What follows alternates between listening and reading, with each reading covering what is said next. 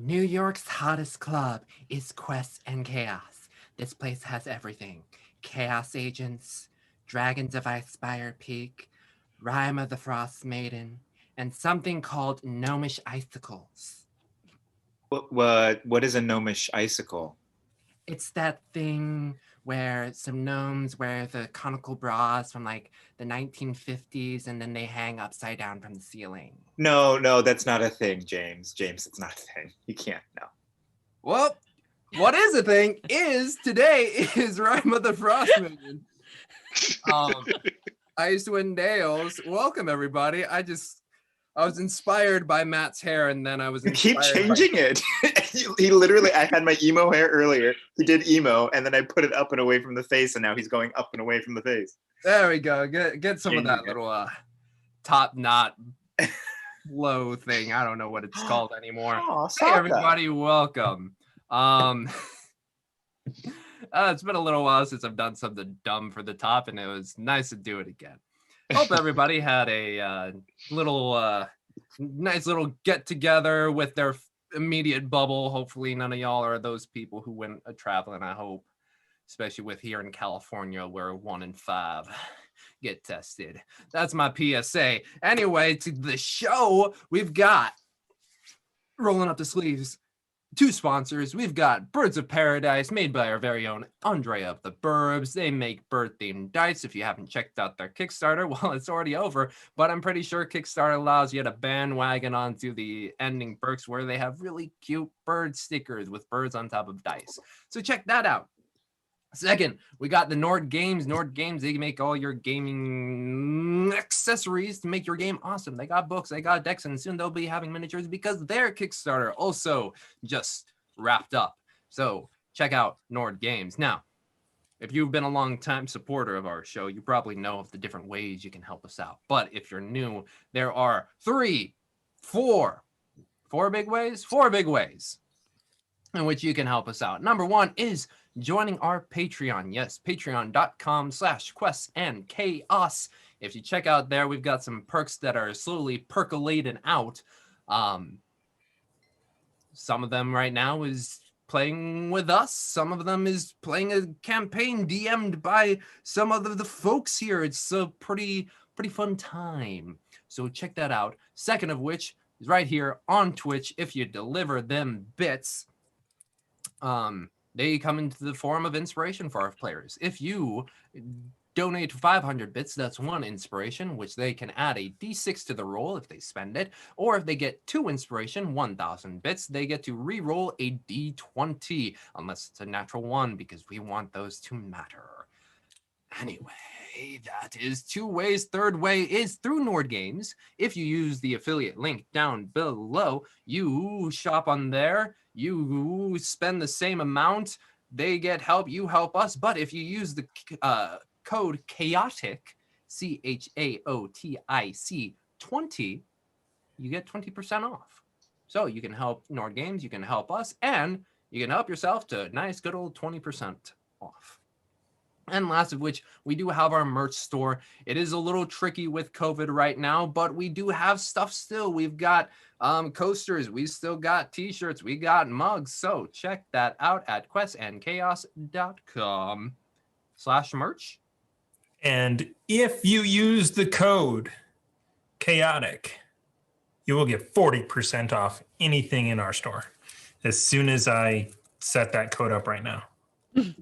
Boom, bam, you're the first to know. Welcome, Saturday viewers. You know about that coupon code. Congratulations. Now, I have to mention a bit of stuff that is coming up just for Quests and Chaos. There is a lot. First of all, we're starting up the Guild of the 5Es, which will be a Patreon perk. Basically, it's our 5E Fight Club, and that's moving on over to Patreon, in which we will have community members play games, and it is basically moving a little away from arena fights to more of one-shots. So if you would like to join us there, check out the Patreon and also Discord. We have our Discord, great community. They provide us ideas. Speaking of great ideas, we're having a one-shot this Tuesday in replacement for Chaos Agents. It is The Ascent of Nomatoki Tower, and it is the first person to shove off Sean Huber. Yes. Yes. It will be run by our very own Aaron, who is on Chaos Agents, and he will be joined by Duke Fleeg, Spike, Squeal the Bard, and Thomas, reprising his role of Sebastian. There's going to be lots of fireballs. Expect that. Cool. That is Guild of the 5Es. That is Tuesday. This coming up week, Monday, Tuesday, and Saturday, we're having a giveaway week, y'all, because we love you so much, and because we appropriately theme our items on Mondays. On Mondays, what are we giving away? A copy of this Essentials kit right here. We will send this out to a lucky winner on Monday. Yes. You can get your very own Dragon of Icespire Peak and see how much I deviate from the source material. So there's also this D&D Beyond code on here. So you get to unlock this stuff in D&D Beyond. And I believe it also then has extra modules on D&D Beyond that take this to like 20th level. There you go. Wow. Indeed. But that's only Monday. What's happening on Tuesday, Thomas? Tuesday is one copy of Tasha's Cauldron of Everything, alternate edition. Okay, so look at that beautiful cover. This was a bank error in our favor from Game Castle, so we will just pass this copy off to somebody in our amazing community on Tuesday. Yes, Tuesday on the John Huber episode. Lastly, what's happening next Saturday? Next Saturday, we have a Rime of the Frostmaiden game, and somebody is going to win a copy of that as well on that. So be sure to tune in all week long. Lots of big giveaways. We're going to do another big giveaway on the other show that's not D&D. What is that? Cthulhu nonsense? That we'll also do a big giveaway on that, but we won't know that until later tonight when I make it up. Yes. And when you get that book, you'll see how much I don't deviate from the source material.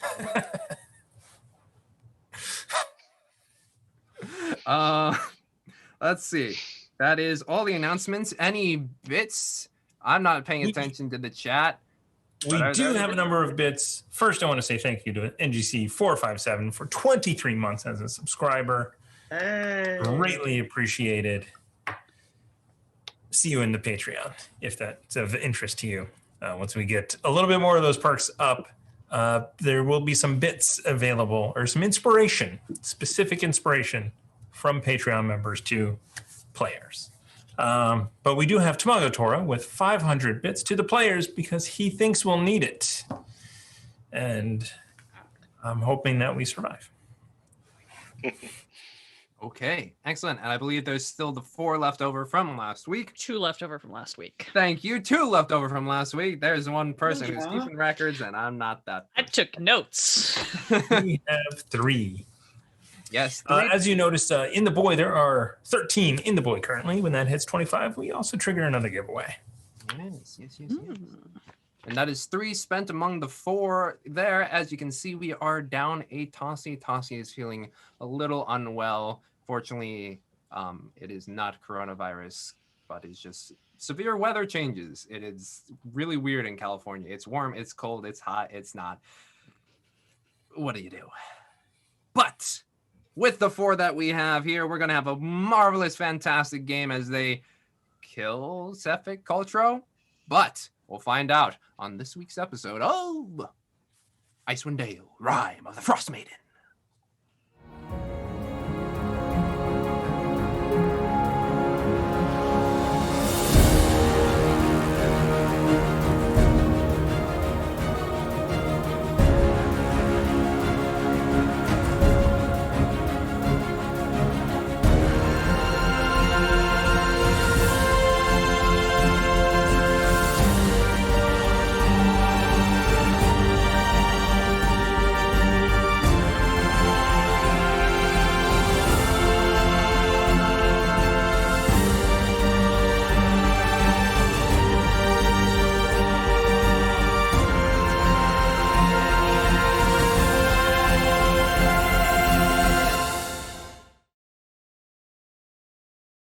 You. Oh, Yeah, them knucklehead crowd say, "Oh, hey, welcome back." Okay, well, the recap, eh?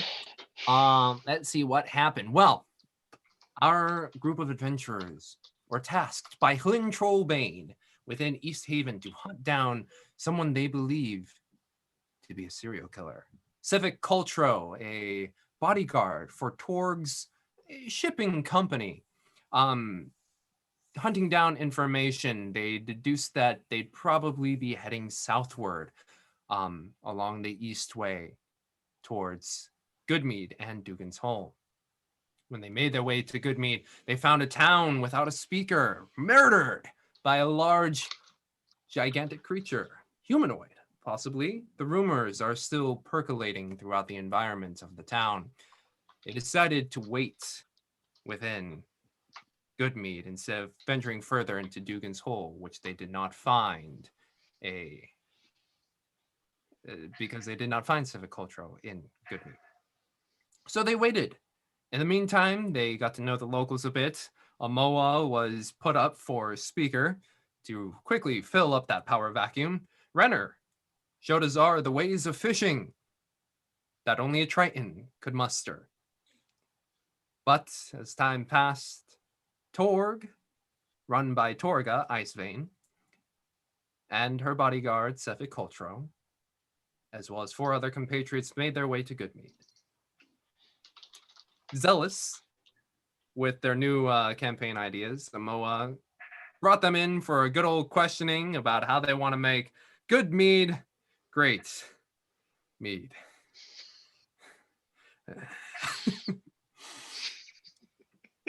Their charisma was able to pull the grouping of shippers into the mead hall. They liquored them up real good with some good mead.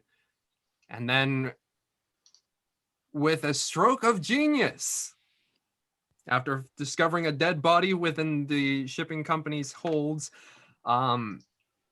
they convinced Sefik to go outside because there's a deaf boy injured in the snow.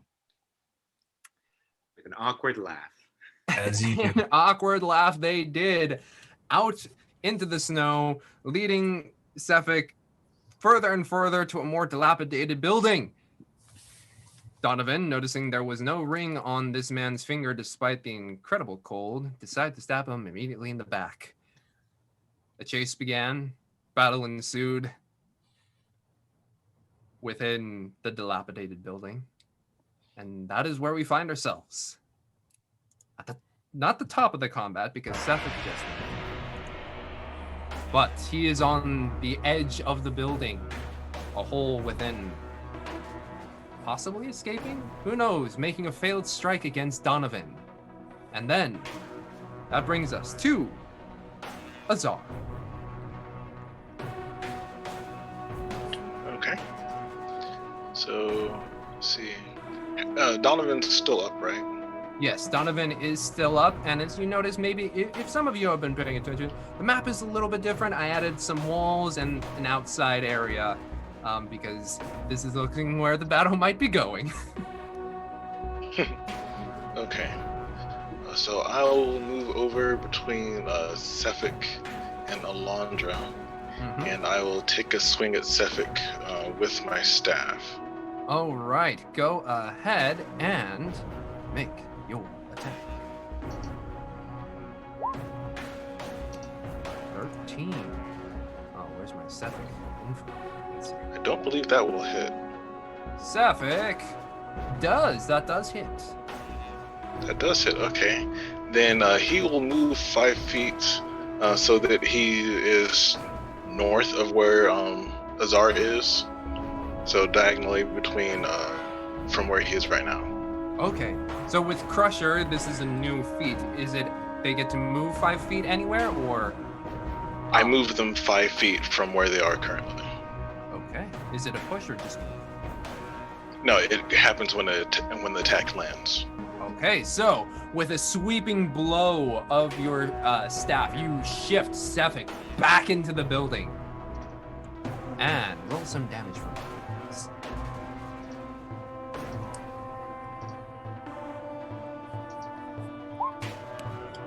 Ooh, yes. And with your additional hex on him, the black magic constricting as you shove him with your staff further back into the building. Nice work. Next up. And then I will give him a kick. I get a bonus action attack because of martial arts. Yes, monk powers plus warlock. A monk lock. Let's see. 14 hits. Alright. And 7 more points damage. Woo. 16 points. At 2. Whoa. And that crack of the staff and then a quick kick out. You shove him straight in the chest and he's like, whoa! He's looking a little, he's looking weary. He's looking weary. Next up Excellent. is Elspeth, and then Renner got moved to the top because of that card from before. Elspeth and then Donovan on deck. Great.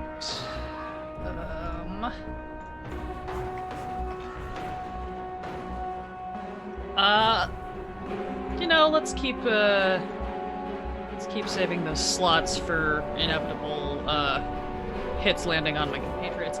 I would like him to make a wisdom saving throw, please, as I told the dead on him again.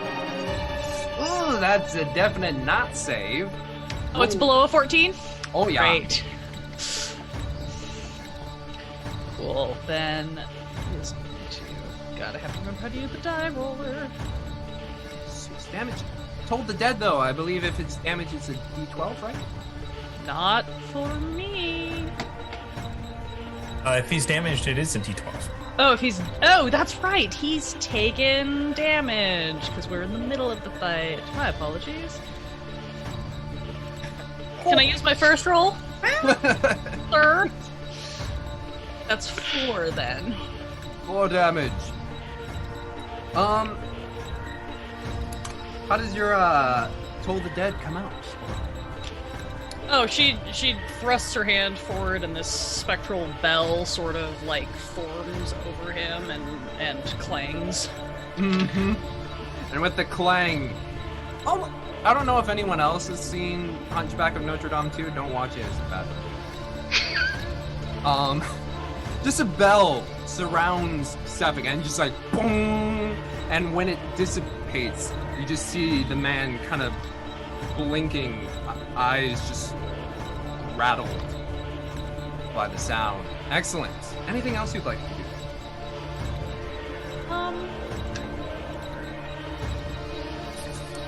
Yes, I forgot that I can do this. I will nod in assurance, and then I will look over at Donovan and be like, "You look like you could use some help," and I will fling my hand toward him and cast Shield of Faith. Your AC goes up by 2. Wow. Nice. Try to stay within 60 feet of me if you can. Thank you. Book smart.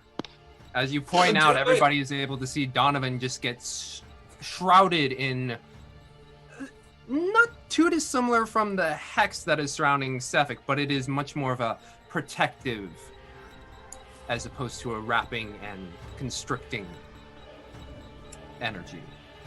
Thank you, I was about to die. No mind. Lois. Next up is Donovan with Renner on deck. Well, he's right next to me, isn't he? Yes. So I will rapier him. Yes, rapier him you do. Wow. For 11 nice. points of regular damage and 4 points of sneak attack damage. Ooh, 15 damage. And with a harried by all people around, you're able to find just like the perfect moment to stab him right in the kidney. Oh. Yeah. Yeah, I know how that feels. Anything else? That is all I'm going to do, I think. Okay. Confident you stride or stay put. Next up is Renner with a Moa on deck. How does he look now since he's been kind of attacked? Does he look like he's getting nervous, like he's gonna phase out again, that he's gonna run? He looks well, his back is towards you at the moment. Roll. It won't count against your action, but just roll a quick insight check. Which one? I'm sorry? Insight. Just roll a quick insight. Won't count towards any action. Okay, thank you.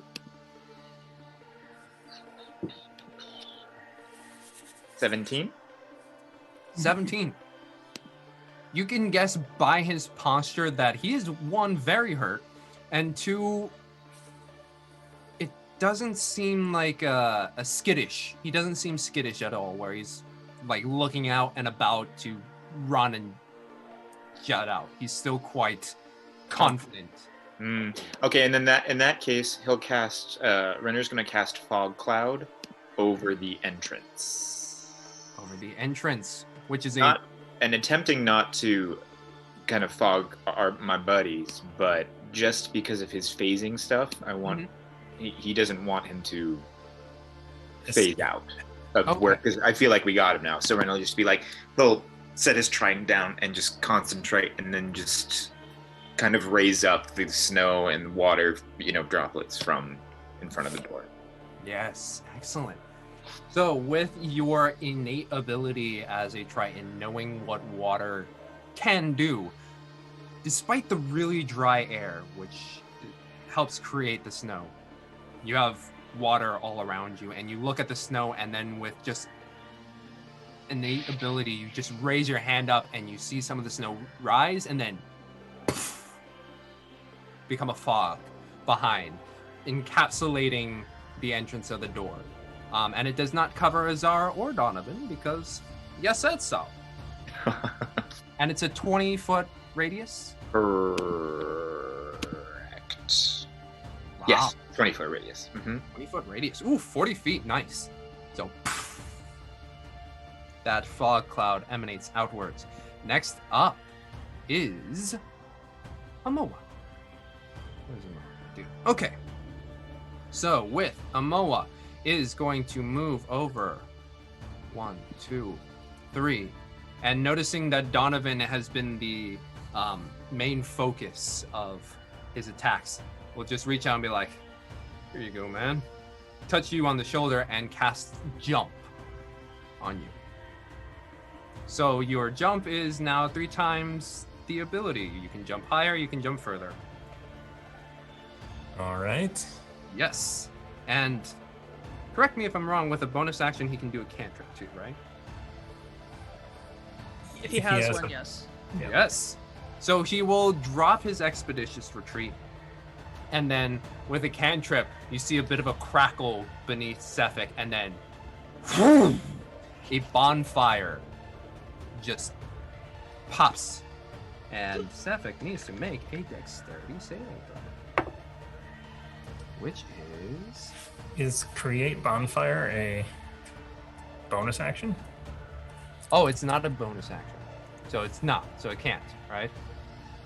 Correct. You can only you Is can do a jump an spell and a action cantrip. or a bonus action? Jump is, let's see, let's look at Amoa's sheet. Here, jump is an action. Okay, never mind. So expeditious retreat stays up. But So Amoa farts instead. While nobody's looking, he lifts up the shirt, but nobody is looking. No. But yes, Donovan, you feel your legs Springy. springy, more muscular. It is, if you had tight pants, everyone would see the tendons and the muscles inside, just like Superhero legs. superhero legs. Did the full 3 months training plan, no carbs, high protein. Nice. Okay. Next up is Cephik. So he looks about, still a very confident, easy grin about him. looks over at Donovan and is like, sorry, you stabbed first. And he goes to cut you.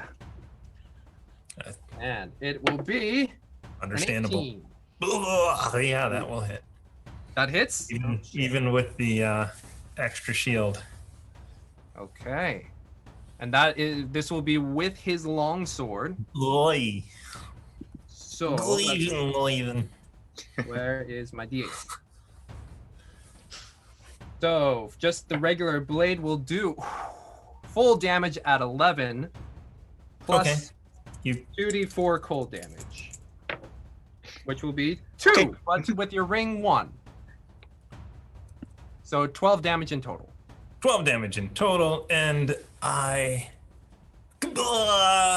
fall down. Unconscious. Okay. At the feet of this guy. Yes, so Donovan is cut down after stabbing him in the kidney. Yes. And as that happens, you see him breathe in that cold air and just like, and you see some of the wounds on him just slowly begin to close. And then he looks over at you, Elspith, and it's like, sorry, love, you're a bit troublesome. And then cuts you for a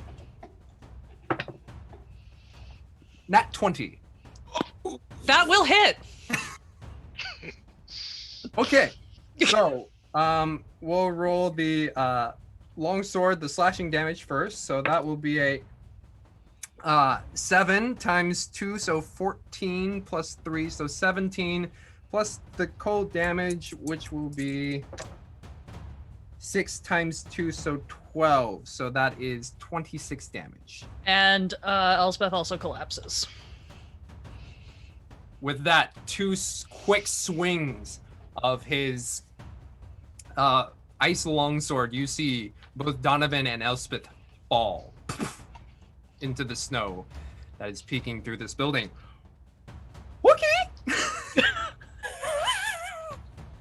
Everything's fine. Everything's fine. Everything's fine.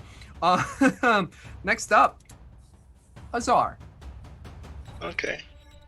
So that'll be 1 attack on him. Mm-hmm. 20. 30-20 hits. Nice. 12 points of damage. God. 12 And points. I push him back towards in the direction where Amoa is, so 5 feet directly back from me. So yes, 12 damage total. Awesome. And I will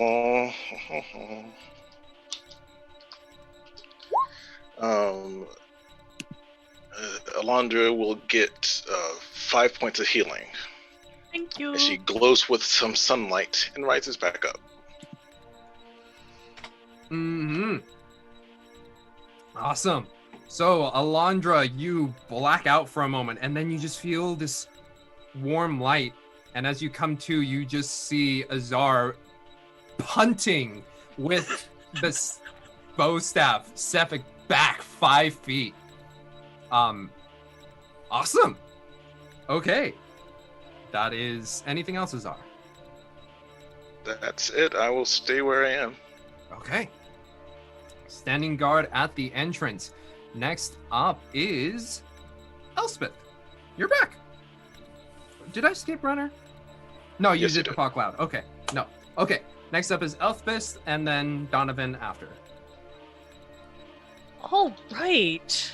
I didn't have an action prepared because I thought I was going to have to do death saves. So let me take a quick look. I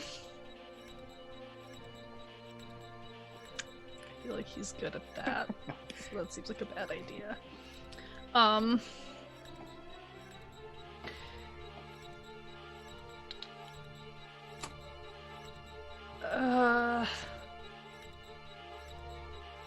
Yeah, no, I'm... Elspeth kind of takes a deep breath and, like, sort of shakes herself off. She's still very hurt, but being a death cleric isn't really that worried about it. The lure of the grave is ever present.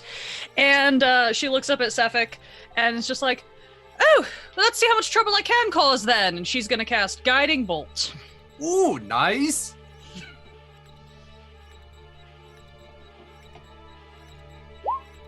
It's gonna be a 21 to hit. Yes. 21 hits.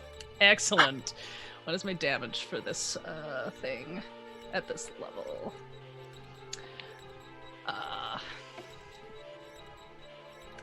That's gonna be for 9 damage. 9. Radiant specifically, if it matters. Excellent. 9 damage. As you manifest this guiding bolt and taunt it back a little bit, the guiding bolt releases from your fingers. And what is this color? What is the look of the energy? Everything that Elspeth casts, even the helpful stuff, has this kind of slightly sickly black-green tinge to it, kind of around the edges.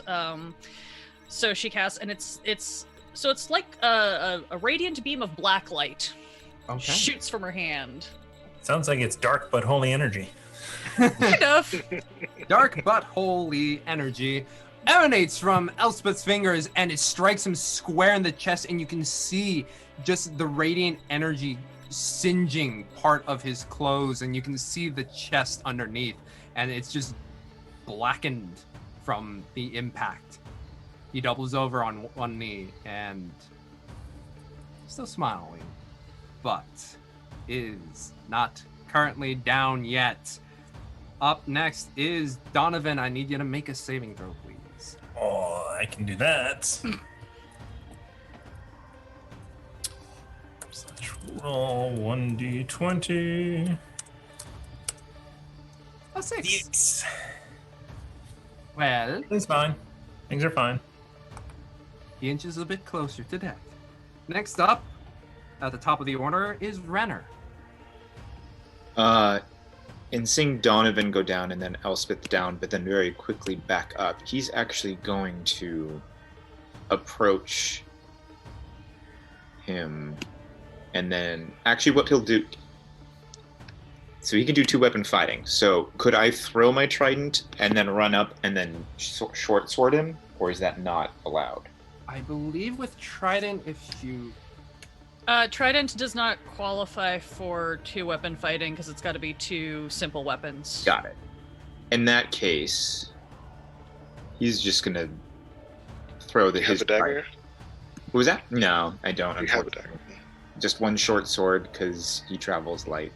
So what he'll do then is he'll instead of throwing it, he's going to run up and then kind of jab him with his trident.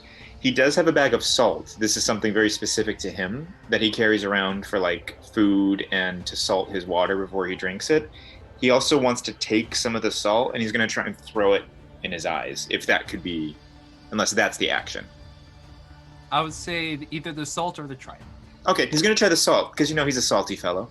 So he'll just be like, he'll get kind of heated and he'll run up, still holding his trident, but he'll run up and as he's on one knee, he's going to try and take the salt out of the bag and then throw it up in his face to try and... Roll me... Will this be a save or... Attack roll? I could argue for a sleight of hand. Are you for sleight of hand? Okay, yeah. Roll it with adding your sleight of hand modifier. Thanks, Azar. 18. Yes. 18. So you get up and you just huck it in this guy's face who's kind of looking down and just like salt in his face and he's like, ugh! Ugh! And as his eyes come up and they slowly begin to water a bit, but his eyes are just like kind of blinking. Salt in your eye. So, did you want to be at the corner of him or in front? Yeah, I'll be at the corner. I'll be up here. Okay. Cool. Next up is Amoa. And Amoa's like, okay, didn't have time to do this last time. Bonfire goes up.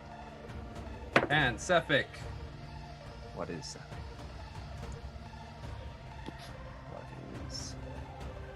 Let's see. Okay, and then what is Amoa's? What is Amoa save? Oh, having to learn. Where is Amoa save? It is. Okay. So, as this fire pillar just rushes up, Sefik is able. Oh, wait. Because of the salt in the eye. Roll with disadvantage. Mm-hmm. Uh-huh. Mm-hmm. Okay.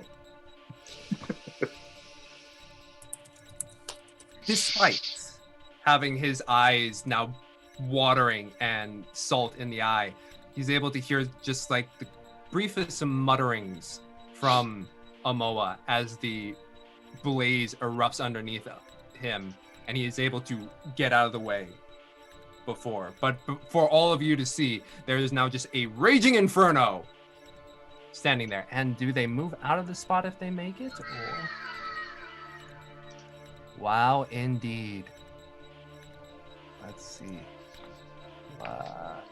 Learning new spells today, folks. Create bonfire. Creature must also make the saving throw when it moves into the bonfire's face for the first time or ends its turn there. Okay. Okay, so he just dodges out of the way, but in that space is a massive bonfire. Can I put a little bit of do a little thing? See if I can bring out a thing. That works. Aww. A little fire there. Boom. But because that is concentration, the jittering that is kind of happening around Amoa just fades. Next up is Sefik. He's going to move out, obviously,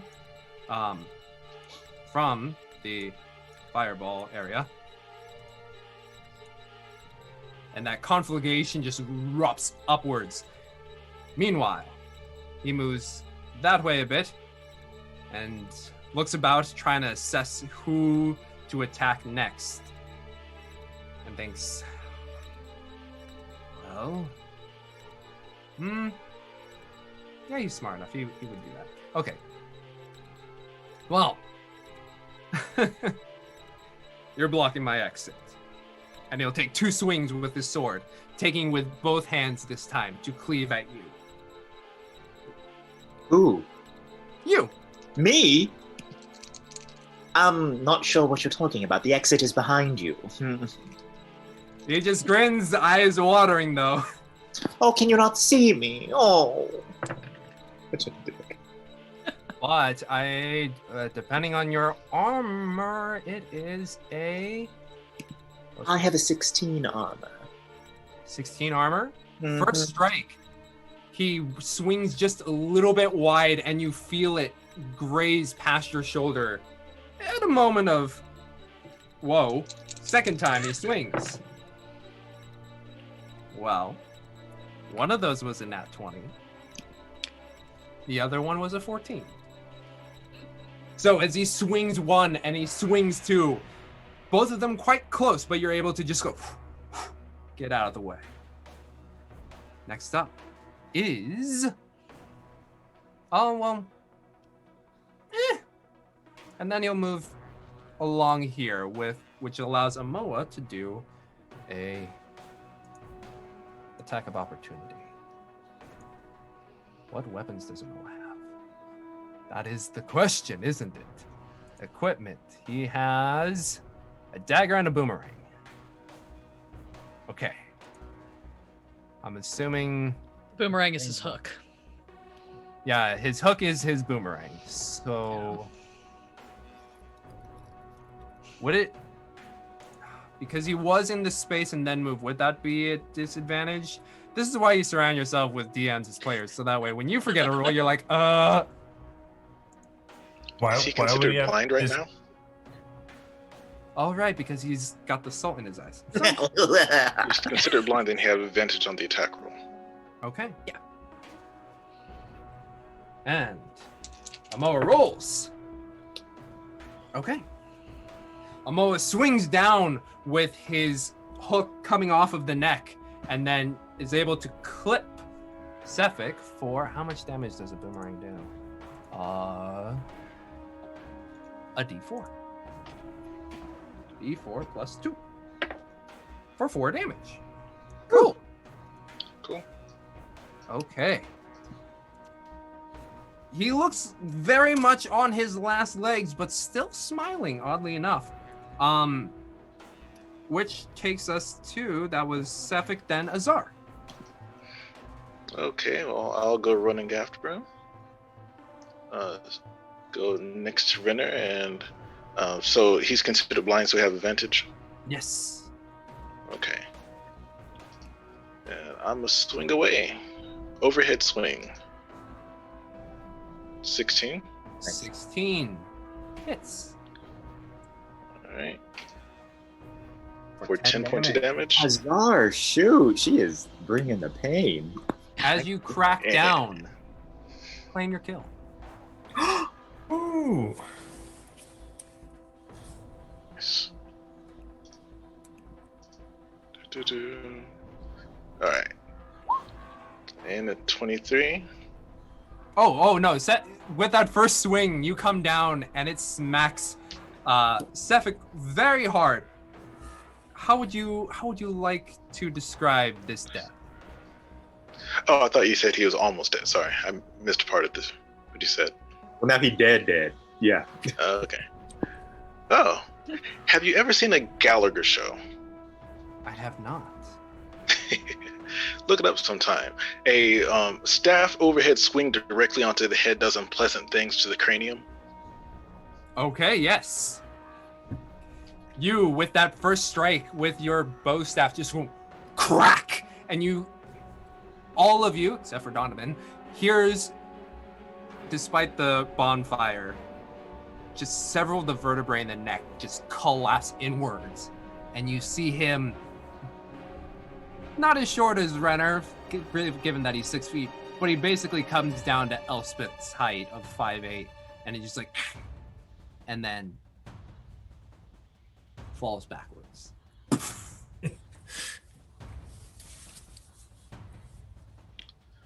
Well, I really hope he was the. So we're sure it was him, right? Right, guys? There was a dead body hidden in one of the boxes on his sled. So Almost guarantee it was him. Yeah. seems pretty like he basically also confessed. Donovan, make me another death saving throw as they talk. Elspeth is gonna run Bonus over action.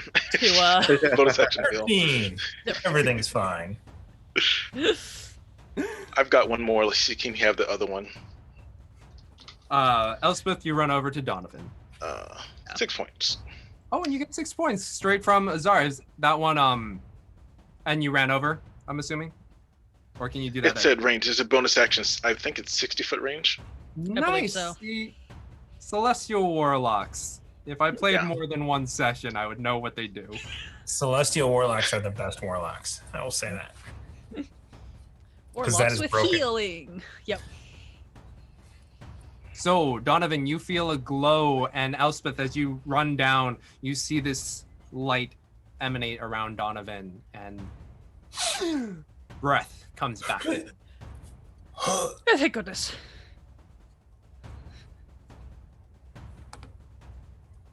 You still with okay, us? Donovan? Donovan?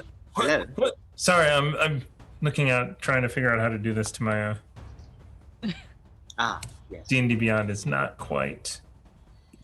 Running behind. There we go. I think. Yes. Okay. My computer is not working right now. Hooray! What is happening? Well, you're not dead. We won. Well, Okay. let's be honest. Azar's the one that won. Thank you, Azar. Yes, quite. I had no idea you were so Point to skilled. Azar. Azar, you feel in your chest, and Renner, you see a sword just go coming through as Sephic begins to stand up. Oh, and you hear his neck just start to crack back into place. Oh, and you take is my D10 with 2d4 damage.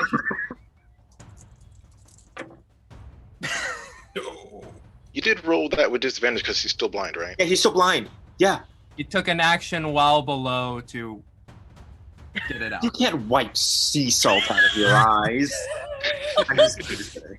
You do you. You do you. So And if that he's is... hey, also, if he's made of ice and I throw salt on it, it's going to be melting. So I'm just saying that. I don't know if he's made of ice, but... So, Azar, you take 4 cold damage and only 5 slashing damage. As Cephix stands up. All right. We're going to continue to do this. And after Cephix, it is Azar. Sure will. Oh, wait, one moment. Okay, so Hex is down. Oh, okay, yes. And he's not blind, correct? So he's not blind anymore? Not blinded anymore, and you see the hex slowly dissipate off his body. All right.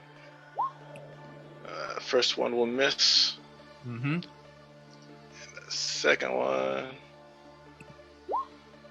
19 hits. 19 will hit. And that's 4 points of damage. I'll just knock him another 5 feet back. Yeah. What are you doing? Stop it. 5 feet back he moves. And with 4 damage, you crack him. And you see his neck just go... Ugh!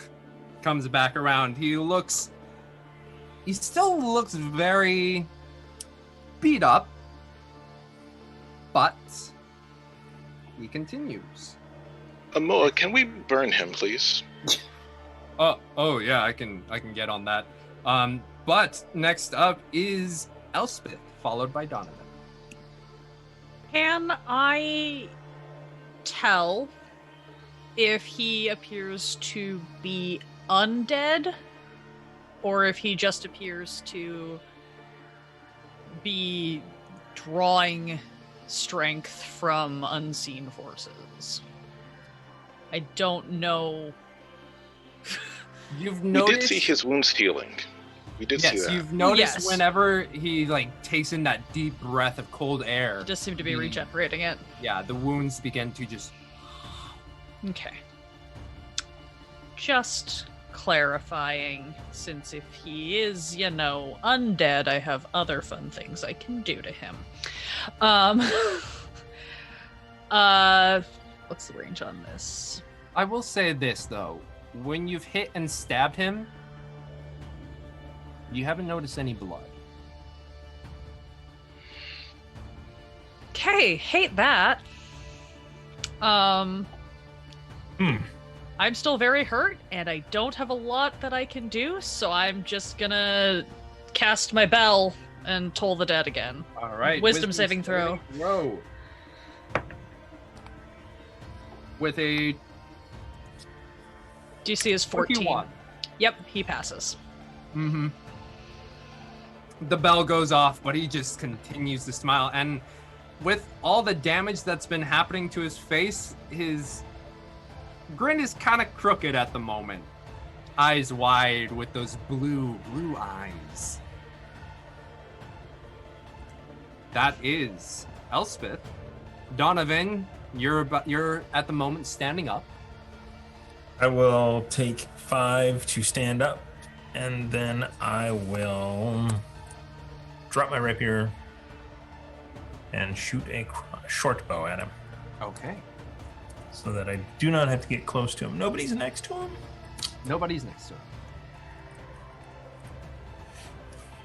13. 13 is probably not going to do It this. does hit.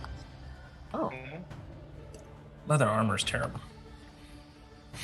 Well, no armor, as the man just is wearing a vest. Very poor choices. 3 damage. 3 points of damage. Oh, actually, that's a +3, so 6 points of damage. Points of damage. Claim your kill. Oh, I just kind of stumble around and I'm like trying to figure out how to move the bonfire over there. Well, So I shoot him. He goes down. I'm like, I'm like blowing on the bonfire to try and get it to move. and then watching Donovan do that, Render's gonna go, enough, and he'll pull out a torch, one of his torches, and light it through Amoa's bonfire. Can he do that? Is it magical, or is it a... It's there. It's flaming. So he'll do it, and he's actually going to hand it over to Donovan, the torch, and be like, let's finish this. Okay, You should- you hand it to Donovan. I think Donovan can use it. I'm just like, you're closer. Oh. Well, depending on what's happening, Renner's going to wants to start lighting him on fire. Okay. So your turn. Do you give the torch to Donovan, or do you... Well, if I extend it and he starts going, I'll hold it. I'm not getting near that body. Okay, then he'll be like, ugh, enough, and then walk over towards him Mm-hmm. with the lit torch. Okay. You walk over. Okay. Boink. Roll. 1 second. Let me just read this real quick.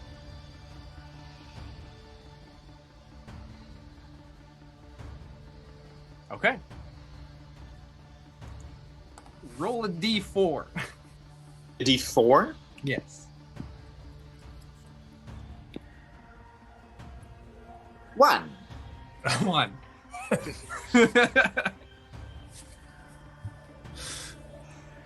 You take this and plunge it into Sephic's body, and you notice as you do that, the body starts to twitch a bit, and then you just shove it in, and just all of a sudden this ghastly wail of just emanates through this. It is obscene. It is not natural of the sound that comes out, and you just see this spirit begin to come out of Sephic's body, and it twists and writhes as the heat just continues to sizzle the body below, and it just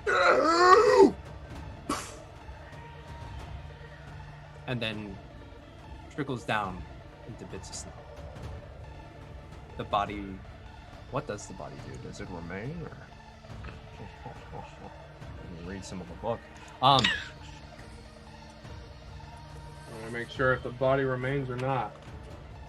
This is the question.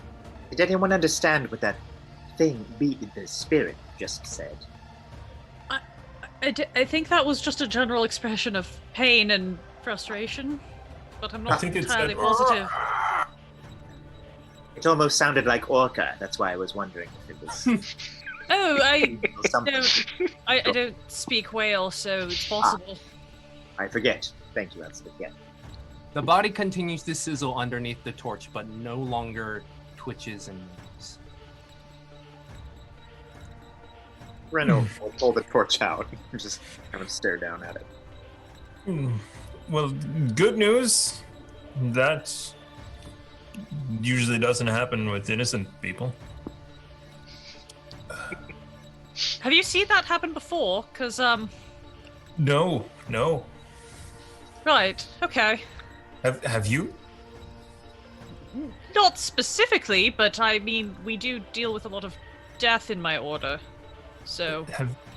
Have you seen anyone possessed before like that? Not exactly like that. So this was a possession. This wasn't the work of Sephic. This was not Sephic. God, can I roll to see if I have any idea what this is?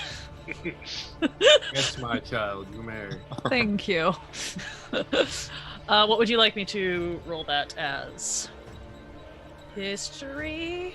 Religion? Arcana? There's no, like, necromancy / This one, I will say, yeah, I'll give it Arcana. Okay. It's like, I can make an argument for any number of weird skills that I have. Roll a notebook check. To be fair, that's probably what she does, is she reaches into one of her many pockets and pulls out one of her several notebooks and starts flipping through looking for things. I rolled a 10, so not great. Wow. I will say, also based on your order,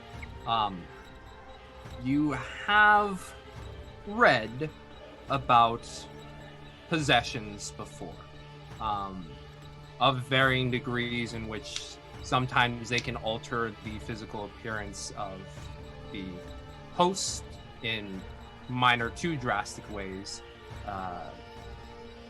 Other times where they just are within the body itself.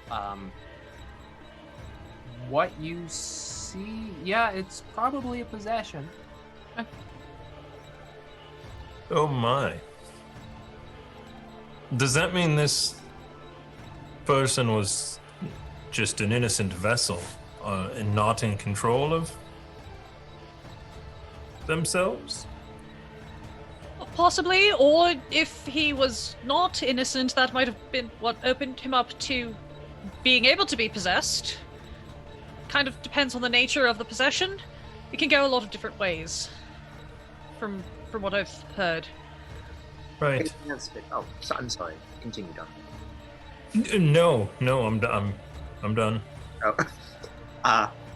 Lady Elspith, I remember you mentioning that you sometimes can communicate with the dead. Is this accurate?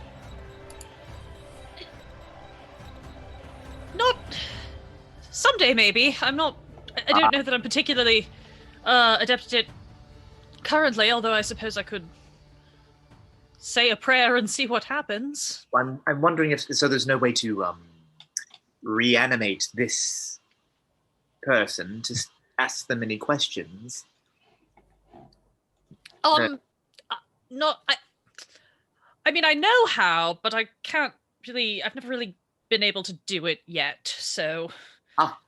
Well, no time like the present, right?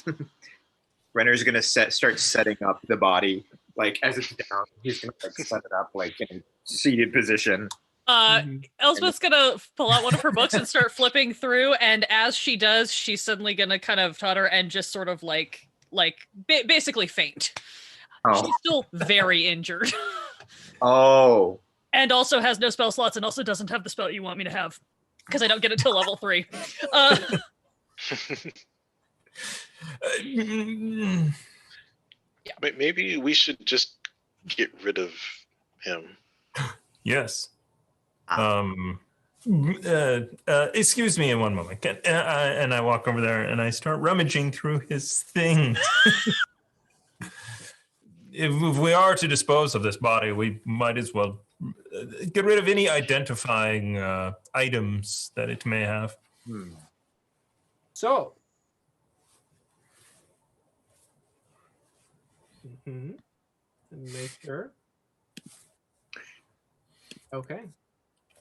There's no ring anywhere else on his toe or anything. Glad you got it. You find, oddly enough, nothing on him aside from the clothes that he wears. Oh. And, Amoa, could you do that thing you did with the earth and just like dig a hole we could put him in? Because, Oh, yeah. mold earth, 5 foot cube. You want it in here or outside? Outside. It's just like by the door. Just make a hole. So right around this area, Amoa just goes out and Renner will Azar will drag him out, drop him in, and just mold the earth back in. And Well, we did need to take proof that we I don't think she wanted proof. I'll have that in my notes. Is there anything that could be taken for proof? I mean, maybe the shirt he's wearing. I mean, whatever is on the body or on his body is free game at the moment. Are his eyes still piercing I was blue? gonna say, just I'm so glad we all went there. let's just snatch that eye. You, or is there a Open up situation there. of having to pull out? Mama, do you mind? I'm so sorry. We forgot to Oh look. yeah, no, body is there, all covered in dirt. You pull the body back out. You open the eyes, and they're brown. Oh dear. Oh, all right. That's I'm gonna take the shirt off him. Ridiculous. Right in like the upper chest area where Renner stuck the torch is burnt, but it's still his shirt with the giant burnt hole in it.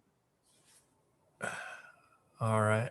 So take that out, fold it up as decent as I can to get it rolled up as small as possible and stick it in the backpack. Okay, so we need to get our... Oh, let's bury the body. Amo, please. Mama, do you mind? Kicks the body back in and Gravedigger. Great.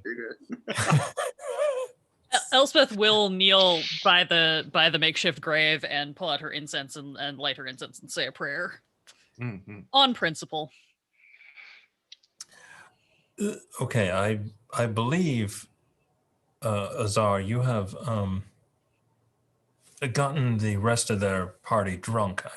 We need to somehow get Fair. our activities and get out of here before they have any sense of that this person is missing, or, well, we are responsible.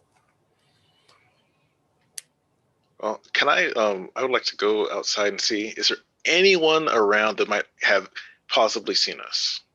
wow. Because, it's dark around here, so. Fortunate for you, Renner, unless you said otherwise, the fog cloud is still covering that entire corner area. Strange weather we're having. Does anyone have any magics to sort of, or maybe a survival skill to make the snow? Can you do that, Moa? Can you do that mold earth with snow? Just put a new batch over this so it looks. It's got shape water. Snow is just frozen water. Yeah. I can do that and kind of just move some of the snow over with shape water and just like. Renner, All right. very impressed by this. Renner does not know that Amoa could do that. Oh. So the axe speaks don't like me as far as I know. I haven't spent much time with them.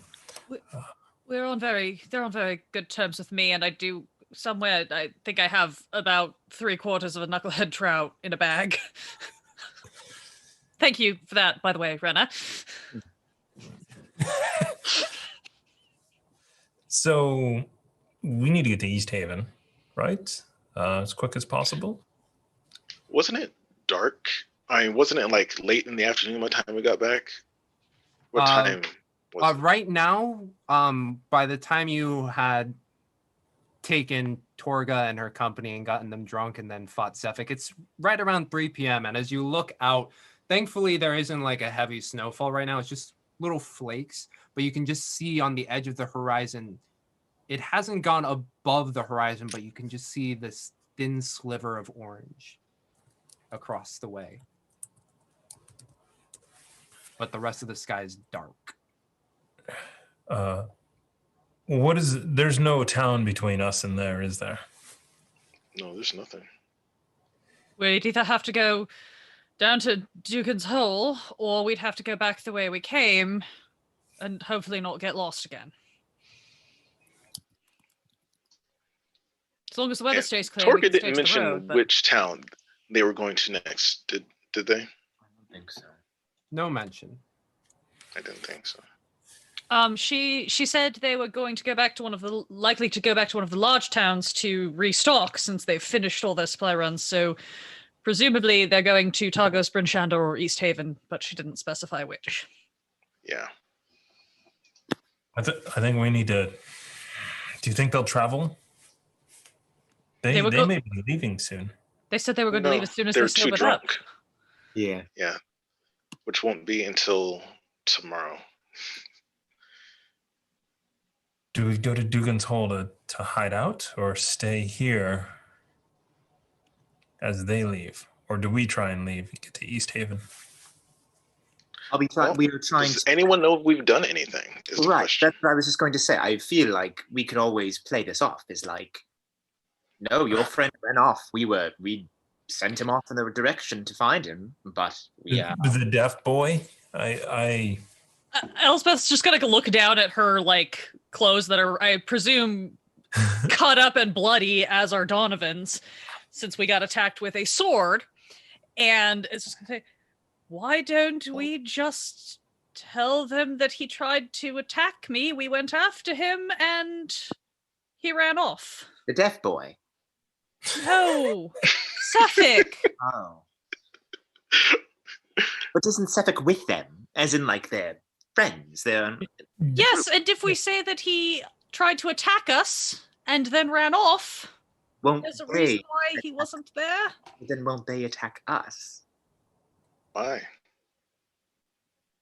I'm sorry, I have no idea how the customs here work, so I'm going to leave it to you to decide. Well, if one of your friends got drunk and attacked someone, would you attack the people that they attacked? Are we in a fictional universe in this time period? He had a little bit too much to drink, lost his temper, and he's, I don't know, cooling his heels somewhere out in the snow. He went off in search of the deaf No? boy. Okay. We haven't seen him. I think when Azar poses that question about, like, if you got drunk, or, you know, if, like, someone you knew got drunk and then ran off, and then Renner's actually going to shift his demeanor, because there's something else that it'll remind him of something that he's personally going through, and so you'll actually see him shift and get very, very quiet when he says that, when he hears if you were in an argument with someone, or you got in a fight with someone and then they ran off, what would you do, kind of thing. He's going to have a moment and just kind of reflect. I think whatever happens, we do not want to fight Torga or her Oh, goodness, companion. no. There's still a dead body in their sled. And they are going to find out that somebody broke into the box at some point. Do we know, was that box on Cephix, or was that on... It was on the one with Torga. Suffolk and Torga. I think it was on Were the they one on that the Suffolk same was. one? It was the main Main one. sled with Torga and Suffolk were on. So that means that Torga is essentially also suspect in that person's death. Maybe she got hired to kill someone. We did. Yeah, it seems like that's a going thing around here. If pickpocketing is acceptable, Regardless of how we decide to play this off, I don't know that we can leave right away. I don't know about you, Donovan, but I'm rather spent, as it were, and I'm going to need some time to recover before I can do much of anything. yes, We haven't been gone very long. Go back inside, make sure they stay very drunk, and eventually they'll pass out. We'll probably be up before they are, and then we leave. Right. I think that's... Yes, we got separated from Suffolk looking for the boy, and... Just don't all come back not in back all at the first. same time. Donovan, maybe you and I should try to sneak in through the kitchen since we're a little, right. Yes. And maybe we should come up with a story for what happened. Azar will take off one of her heavy coats and hand it to them. Aw. Like, put this on.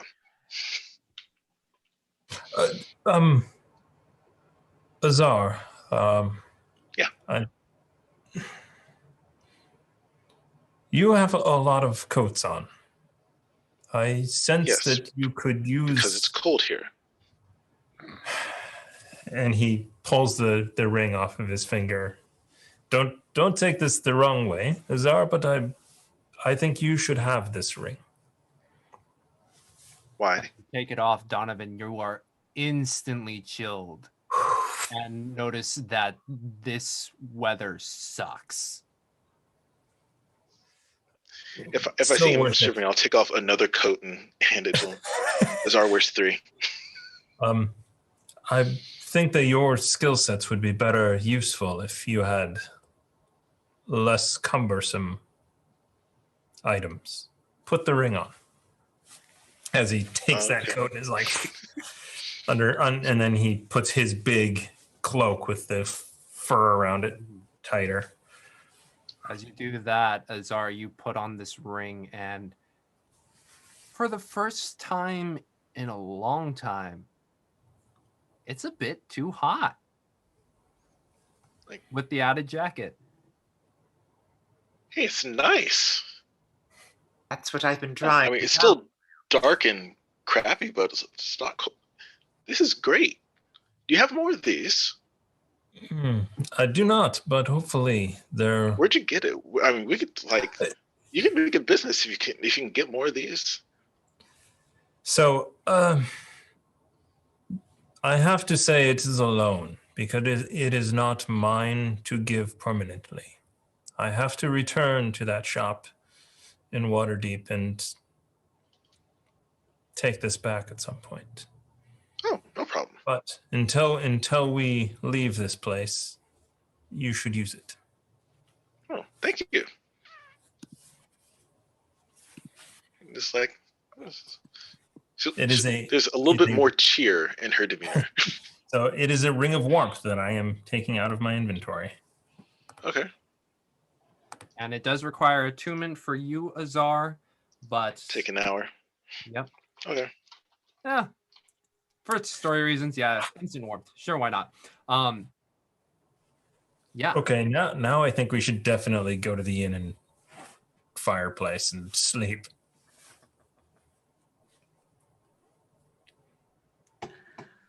Perfect. Okay, so Alondra and Elspeth and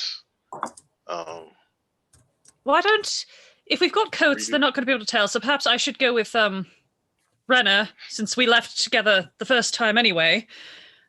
And you and Donovan and Amoa could go back to find your drinking buddies. Yes? Okay. And to me, yes. Although, Azar, you should probably wear the coats in so it doesn't look like suddenly you have the same powers as their missing friend. Right. Elspeth will return the coat that Azar gave her, and she'll just basically like pull her cloak and like readjust it and kind of toga it around to hide the blood and the damage. I can just pull the cloak around. Okay. And then we're going to head back to the meat hall in groups of 2. Yes, in groups of 2, you head back, and Amoa trailing behind. I believe they left somewhere. Y'all figure it out. Anyway, you 5 begin to make your way back to the meat hall, having completed your first mission together. And that's where we're going to take our break. Yes, yes, yes. So, we will be back in about 7 to 10-ish minutes so we can all use our respective restrooms.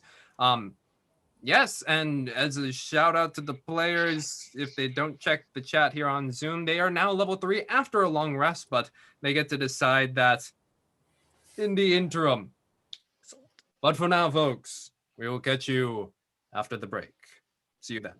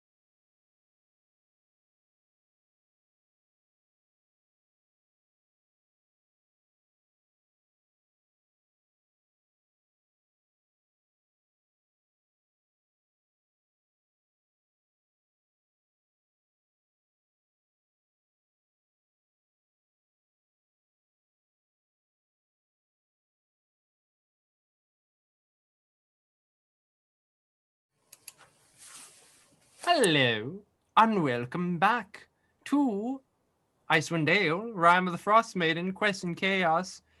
Aaron James O is my name. So, they have just killed brutally. Cephalic Cultro saw a spirit leave their body, buried it in dirt and snow, and have made their way back to the mead hall and wait for this all to blow over. Not yet, actually. They're gonna grab a pint first. Kidding. So first up is going through the front door. Azar and Amoa. You two enter as the other three kind of just wait a bit, a good few minutes or seconds, depending. But as you two enter, you notice two of Torga's men face down on the table, and the cask that you bought the regular of, but then used prestidigitation to make it taste like the 10-year vintage, still there. It's the half-elf and one of the humans. What you don't see is another human, the orc, and Torga. They are not currently seen. I'll go to the table and ask, oh, well, looks like they've had enough. You fellows want more?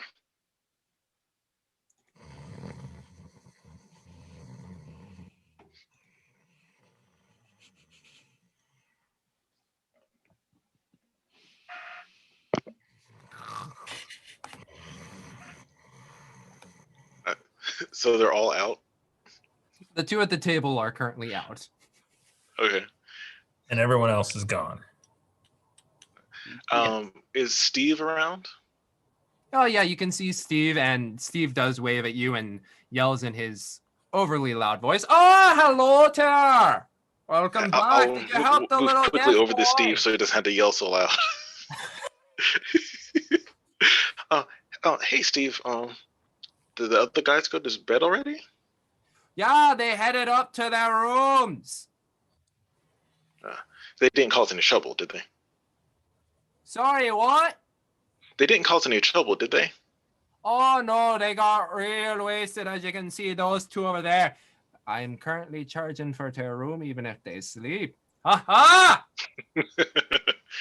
Good business plan. That's how we make most of it. Well, not actually most of it. Most of it's from the mead. But every now and then, we get some more money because of the mead. Oh, that's nice. Well, glad they didn't cause you any trouble. I guess we'll just wait for everybody to come back. Guess we're the first ones back. Serendipitously, as you say that, the other three begin to make their way in. Kind of Oh, like- look, there's your friends right there. Wow. Are you there? Donovan looks Hey, around. guys, everyone else has gone to bed, and these ones are, they're bedding down here, as you can see. So I think we can rest for the night. Ah. That would be lovely. Another night's respite. And head out, well, whenever it is that we wake up, because first light doesn't mean anything here because there's never any light. I lean over to Renner. How many nights did we reserve? I believe it Just was one? one, but we can always. Steve, Yes? do you have a lodging for us five again this evening? We have misjudged our time here, and look to have one more evening of. I mean, certainly, but there's an unfortunate bit. Had to give away your room, the one with the creaky door. So there's really only one room left. If you don't mind squeezing all five of you, the big guy is going to be it's going to be a squeeze. That's fine. I think we've all become close over the past hour. Excellent. So one room? Yes, please. How much is it? And he'll get ready to set the money down. on the table, a la Azar. Well, usually it's 5 silver, but since we're kind of cramming all 5 of you in there, how does 7 silver sound? That's perfect. And then we'll hand 1 gold piece to Steve. Oh, why, thank you. And thank you for not throwing it. What was your name again? Rena Voldath. Lovely to meet you again. Renner. Yes. I will no longer call you Fish Boy, Renner. Thank you so much. And he sticks a hand out. Renner will look at it. Flip him off. Elspeth will reach across. You grip his hand in yours like this. Oh, yes. Oh, you've never done. Oh, there we go. A handshake. A little less limp, a little less. Give it a bit more grip there. Then he'll like grab it. And, Oh, all right. A little less, but you're getting onto it. Like you're holding a nice sword. You got your trident there, like you're gripping your trident. Ah, lovingly. Lovingly, like you grip a trout. indeed. Wonderful. Thank you. Shall we? Yes.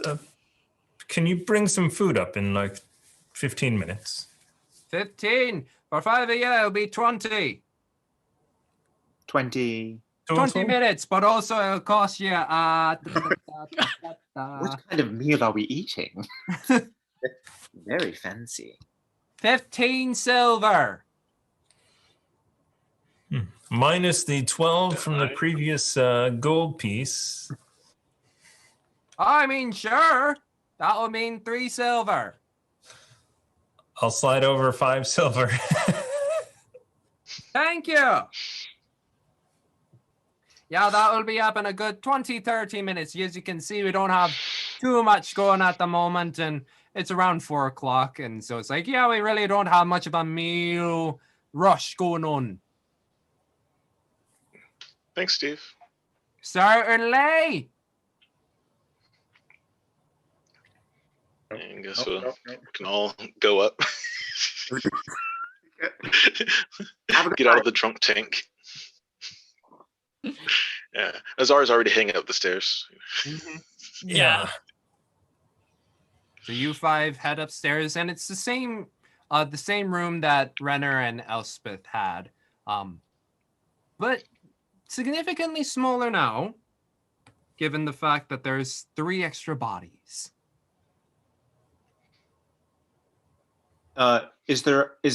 I'm assuming they're communal bathrooms, like outhouses or something, right? This isn't a fancy place where there's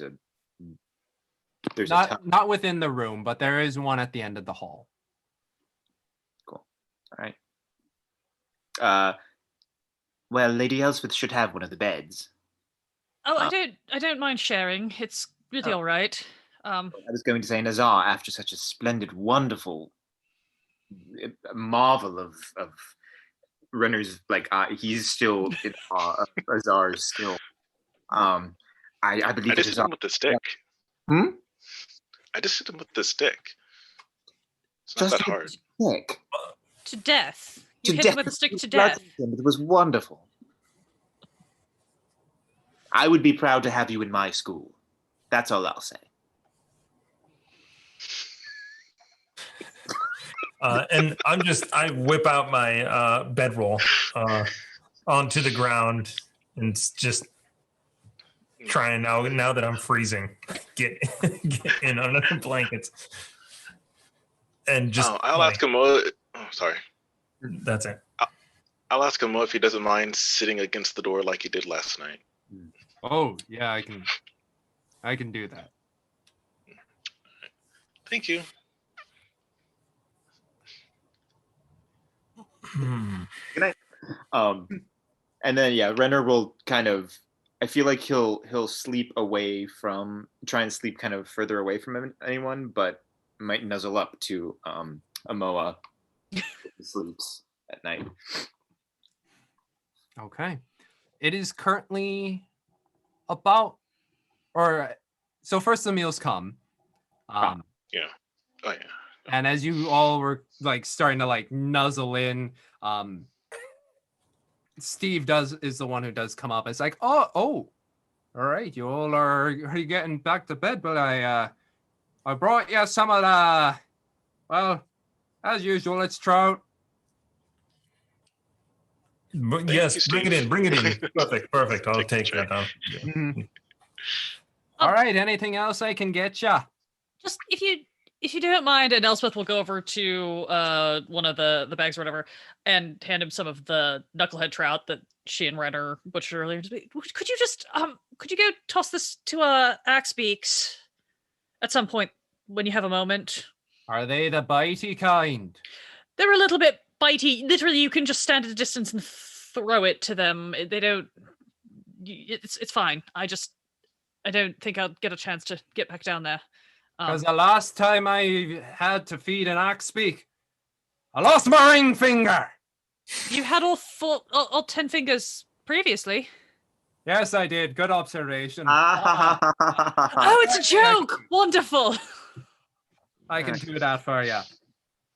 Thank you. I'd very much appreciate it. And she'll tip him 5 silver as well. Oh, thank you very much for that. I'll make a game out of it. See if I can hit it into their mouths. Oh, they love that game. Very good. All right. Yeah, if you just want to leave your plates at the door, I can pick it up after you're done. All right, Thank you very much, Steve. Have a good night. Afternoon. Who knows anymore?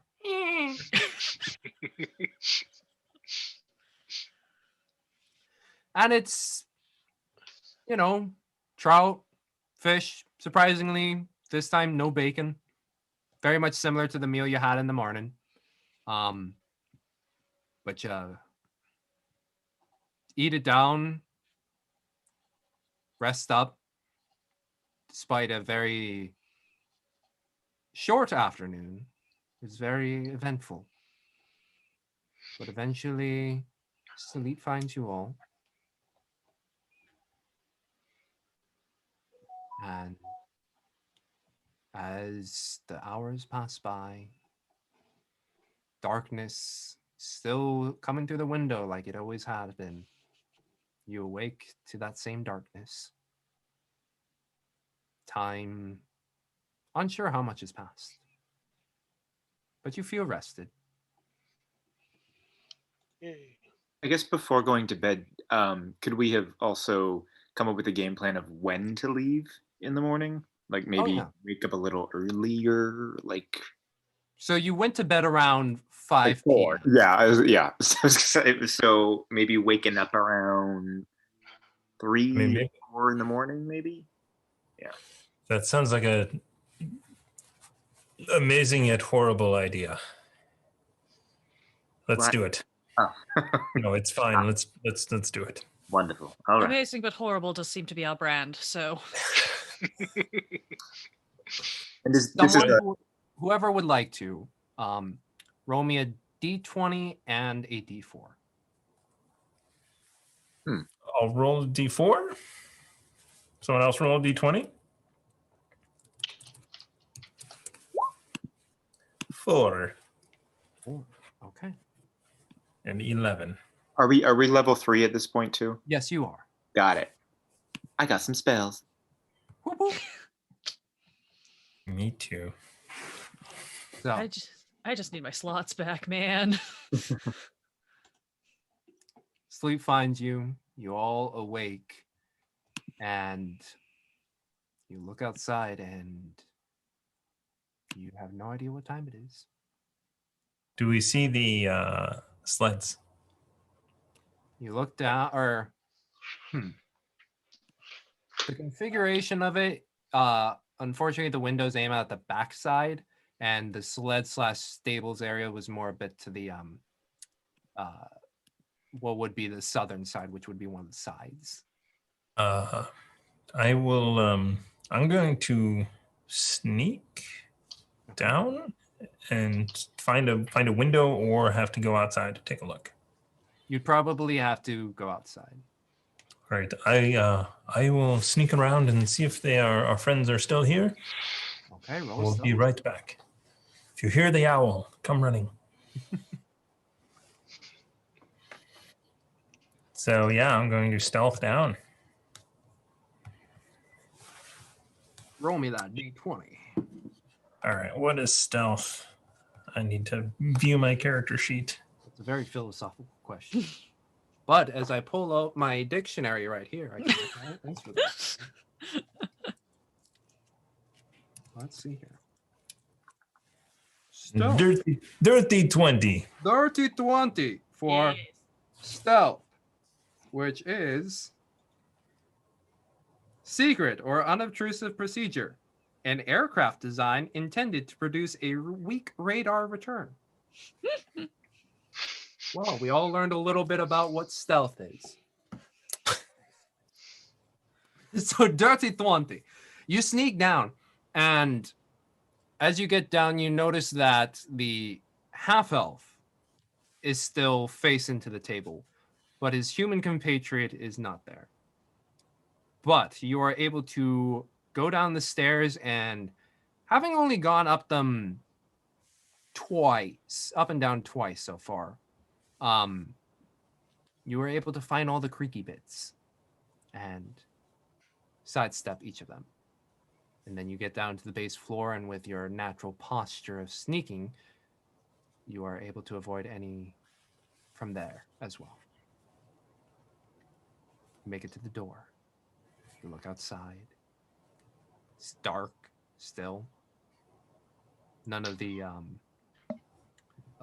road torches have been lit at the moment. And you sneak around back, and you look, and you see the axe beaks are all kind of nestled together within the little overhang. Further in at the stables, you find the 18 dogs all kind of piled together in a little floof pile. Sleds are still there. All right. Sneak back up. Mm-hmm. Actually, I'm actually going to, while out, yeah, I gotta go get my bedroll. Yeah, I'll go back up. Okay. You go back up as the other four begin to reinvigorate themselves for the morning.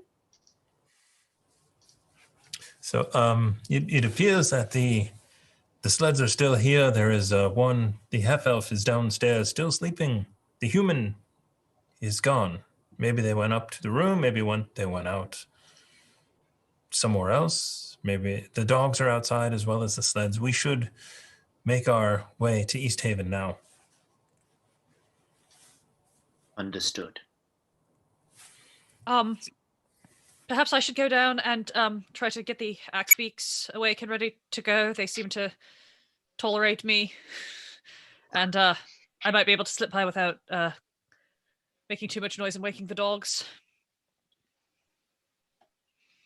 Sounds like a good plan. Let's do this. As he rolls up his bedroll, preps everything in the backpack. Yeah. Zarfra once not piled under coats. Mm-hmm. And not necessarily for the first time, but I guess for most of you, you get to see Azar in her full figure. She's short, but built. Muscles, just like and you really didn't get to see that much underneath all of the piles and piles of coats. But as you five make your way down, Donovan, your sneak can carry over, but everybody else, stealth checks.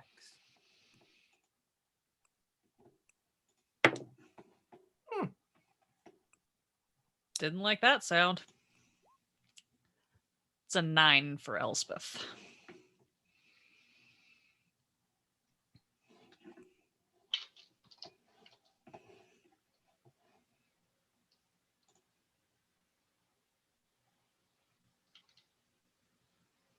Do we want to add a D6 to that, perhaps? Oh, yes. Let's see what everyone else gets. Yeah.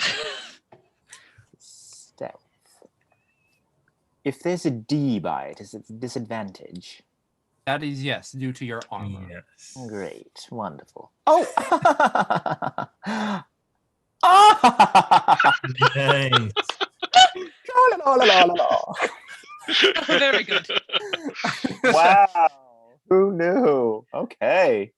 So I will say this: everybody, aside from Elspeth, was also able to navigate the very creaky stairs.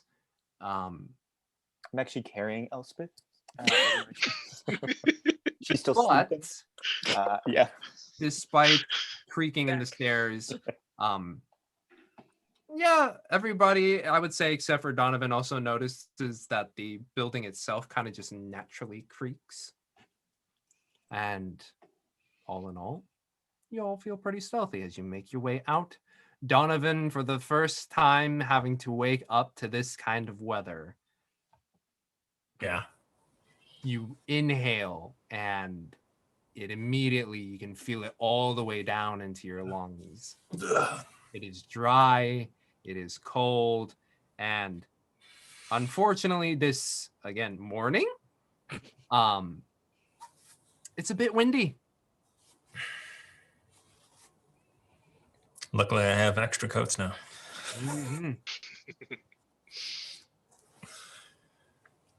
So Yeah. Let us just, I'm trying to be quiet as possible and just like trying to get a move on away from these guys as quickly as we can.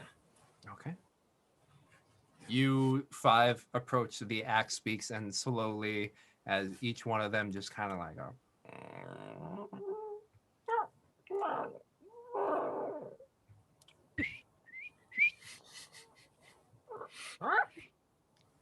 Dangle a little bit of trout and sort of like beckon to them. mm-hmm. And you don't know if they're related or not, but they kind of have already a sibling vibe about the three. And you notice as Ricky's the first one to peek up, it's just like, and Boots Snowflake, who kind of gets up, and then they all kind of clutter over, and then Boulder is just like the slowest one to rise and be like, notices, and kind of still kind of half lidded, stretches up, stretches the back, and then just kind of plods on over. No rush for Boulder. It's fine as long as he's being quiet. Yep, I'll just kind of like bring them around to like sort of the front of the building, where I will then give them, obviously, their traits. All right. I know it's early, but we are going to have to get going. So eat up, and then we're all going to go. All right. Okay. He continues talking to them like they understand her. Whoever is deciding to ride first, as the, I guess, controller of their axe speak, roll an animal handling check. Okay.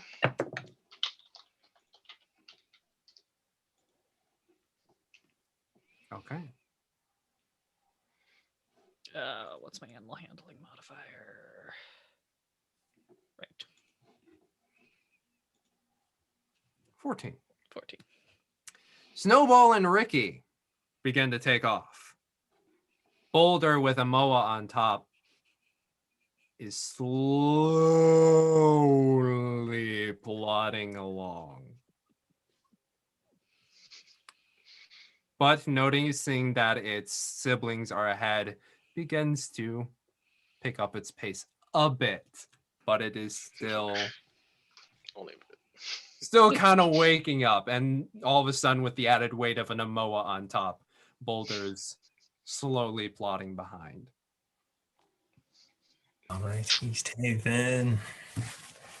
As you begin to make your way to East Haven, heading up northwards towards the East Way, I'd like Azar, Elspeth, and Renner to make me perception checks. What check, please?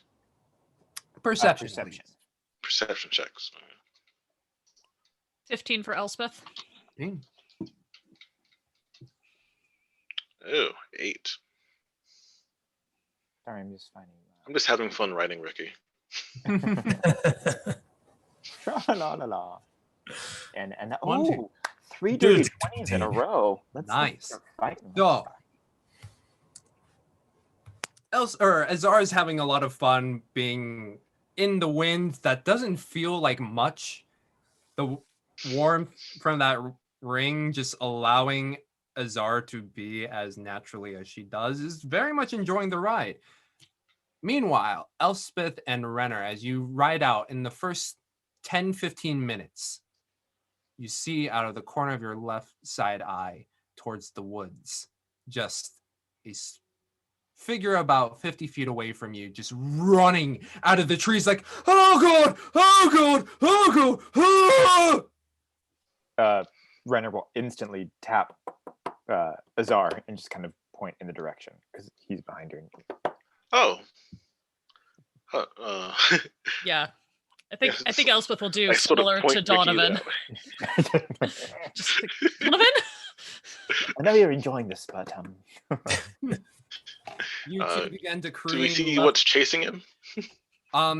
You don't see anything chasing him at the moment, as he has just broken through the tree line. Is he running towards us? You see him running out, and then, oh yeah, he sees you, and he's like, oh, okay, and you see him starting to run towards you. All right, I am going to then hop off and pull an arrow. Mm-hmm. Pull a bow out and ready in action to shoot a threatening creature that I see. Okay. Whatever creature is chasing this, unless it's a human. So or you humanoid.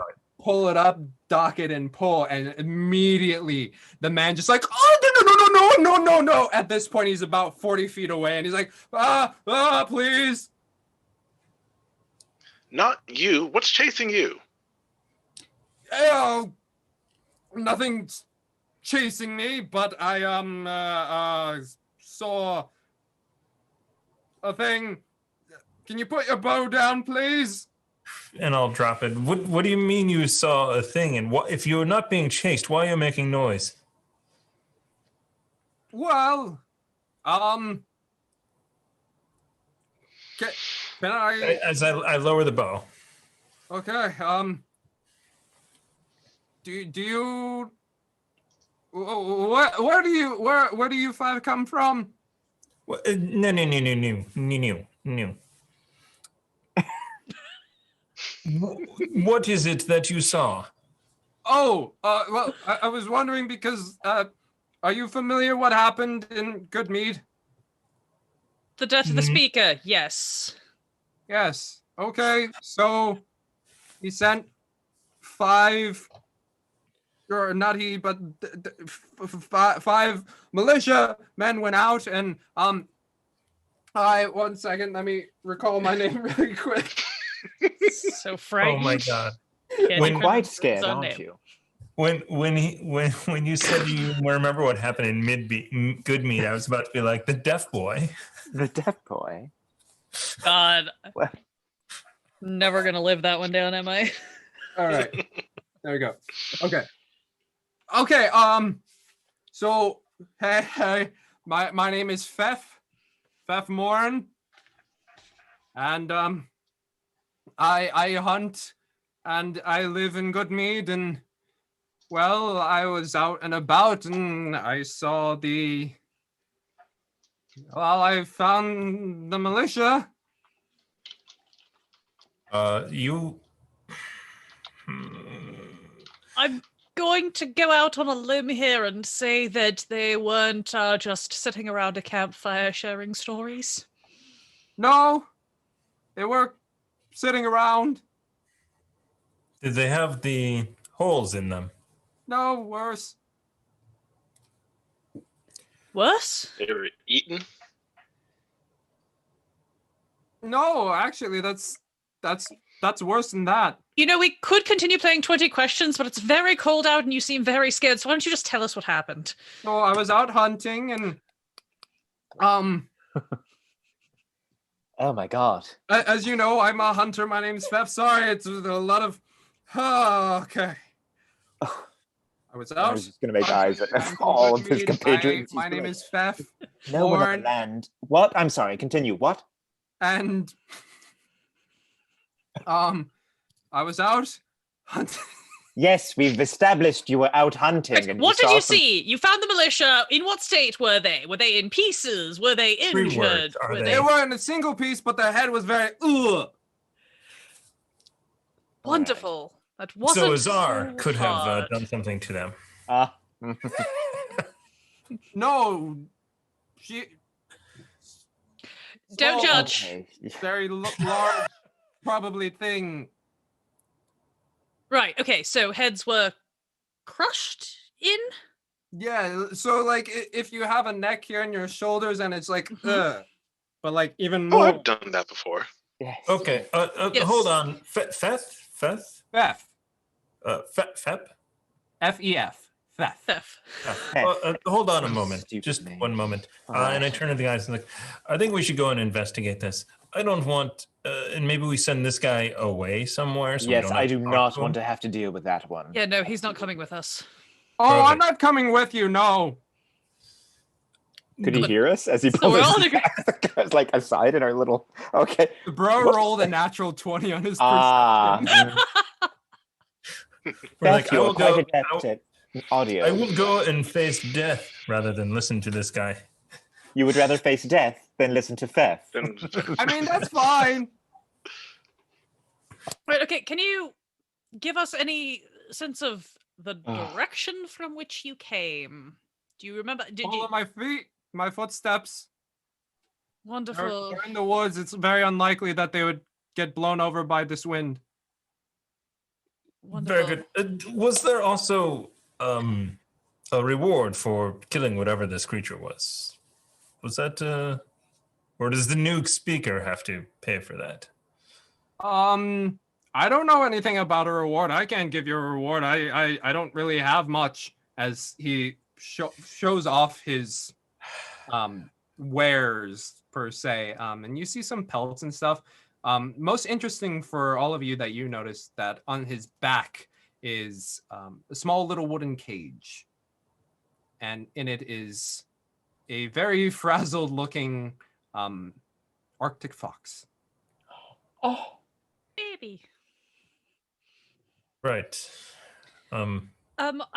Donovan, I do seem to recall that Steve or one of the men at the funeral told us that the economy's been sort of bust since, that shipment of mead was stolen. That said, we should probably go. I can't believe I'm about to say this. Kill whatever is in there. Ah. And what is with the Yeah. creature on your back, Feth? What is that? Oh, this is something I caught. It's a fox. What are you What going you to do with plan it? Beat me to it. Yes. Right. Sell it to whoever wants to eat it. We'll take that off your hands. Yes, how much do you want for the fox? For the fox.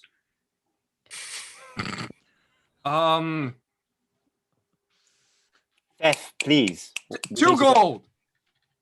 Fine. And then he'll actually he'll take out 2 gold and he'll chuck it at Feth and then grab that. I know, and then he'll look to Azar and be like, well, I mean, come on, Feth. Like, and then take the So he grabs it out of the snow, pockets it, and then he takes off the back. And you notice that it's kind of like a sling hooked wood piece that kind of just hooks over his shoulders, and then he places it down, and on top of that is like a rack that the cage sits on, and he's like, perfect. And then he'll actually take that whole thing that he had, like the whole backpack device thing, and he'll put it on. I'll need that. If you want it, that's Okay, another, Feth, thank you very much. We're going to go That's slaughter another the beast. 5 gold. And Render's just going to start walking off. Excuse, and Fef is gonna continue to follow. That's fine. If he keeps talking, that's fine. He'll just be like, I need that back. It's what holds all of my. Yes, quite. Thank you, Feth. Thank you. You said 5 gold, and then he'll throw 5 gold at him. Okay. Well then, pockets it. Safe travels as he begins to make his way back to town. Oh, thank God he's gone. Oh. My goodness. I'm going to be gone. You know, there's no one else here. Donovan, you could just shoot him when his back is turned. No one would know. Elspeth. So I. Azar just gives Elspeth a sideways glance, like, what the heck? She is completely like neutral faced the entire time she says that. She's just like, you could do that. As she's steering Snowflake along after. Yeah. And I'm just like, I understand that I maybe jumped the gun a little bit with the one with the eyes. Yeah, I mean, I suppose I could, but I don't feel like it. I mean, it's really up to you. I don't. Anyway, Rena, are you fine walking down there? Do you want to hop on one of the axe beaks? You're right. I'm sorry. It was just kind of a spur of the moment thing. Quite all right. I'm gonna hop back up as well. Hop back behind Azar. Onward. And as With you our begin, new mascot, the Ice Fox, the Arctic Ice Fox. you begin to take the axe beaks within the forest, and the initial first few trees is pretty easy to navigate with them. But as you go deeper and deeper into these woods, the spacing between the trees become more erratic and tighter, and you find yourself having to basically, because of their size, just kind of weaving in and out, and it is taking an amount of time just to navigate with them, as opposed to like the open plain that you were on before. Does it look like it would be easier to lead them on foot, or that we have to leave them behind? You don't know how thick it gets later. Right now, you have the feeling that if you walked, it would be at a similar pace as if you were riding with them. Okay, so we just continue to weave through. Okay. And easily enough, you continue to follow Fef's trail because it is not subtle at all. Just plowed. Yeah, it's just like with how thick the trees are, it's only about at most a foot of snow in places, unlike outside where it's like 2-3 feet all the way up to the midsection in some places. But as you walk, you find that the trail continues further and further deeper in, and eventually you find not a clearing, but a little more space in which you can easily find what Fef was very poorly describing. You see the 5 members of this militia strewn about on the ground, and their heads caved very, very deep within. Some of their heads just completely kind of knocked off, but connected by the very bit of tissue. I'd like to circle around, see if we can see like tracks. I mean, whatever killed them must have left. So, Roll me a survival check. Yay, my favorite.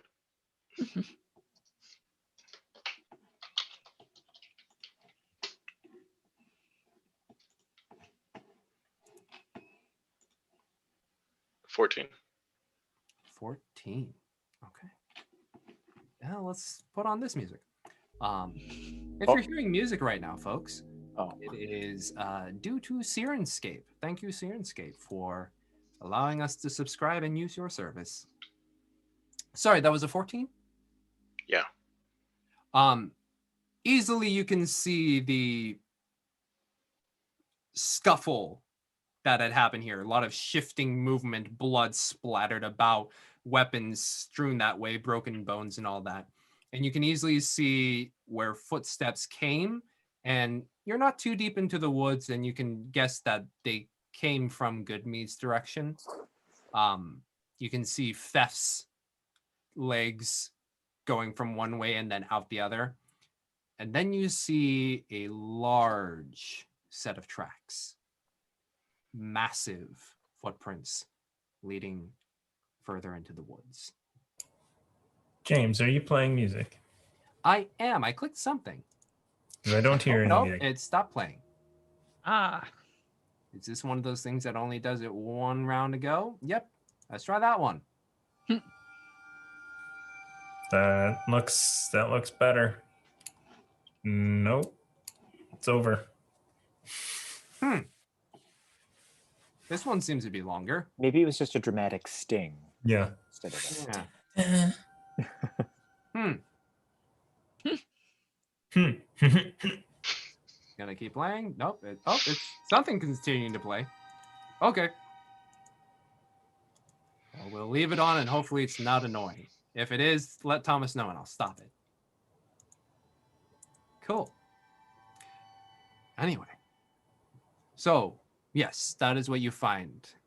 A lot of smaller tracks that you can easily tell are from the humans. And then where Fef came out from, as well as tracks leading further deeper in. Hey, well, we were right. Whatever it was really big, and it went that way. Just point in the direction of the tracks. Renner will get his So trident. do we go after it? Mm-hmm.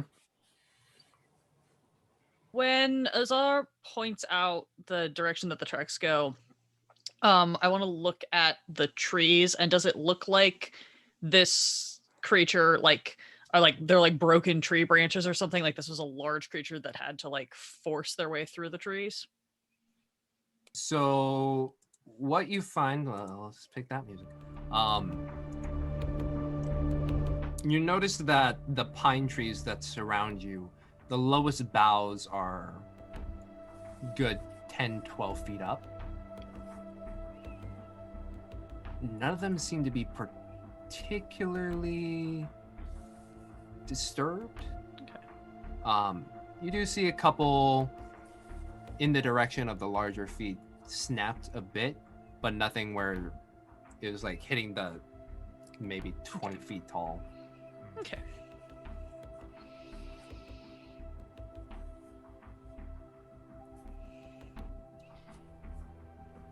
Very. Shall we follow? Shall we continue? Absolutely.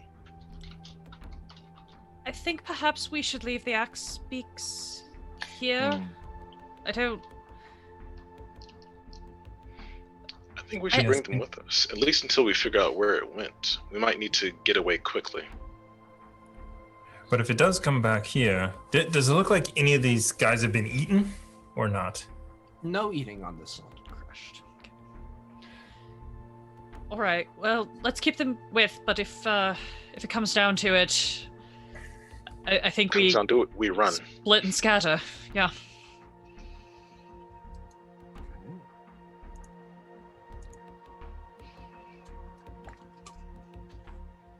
So follow the tracks, huh? Sounds good to me. So you continue further down. Or in, per se. Yes. Continuing. Did the people look like they have anything of, like, if there are extra arrows, I might grab those. You do see a couple, or not a couple.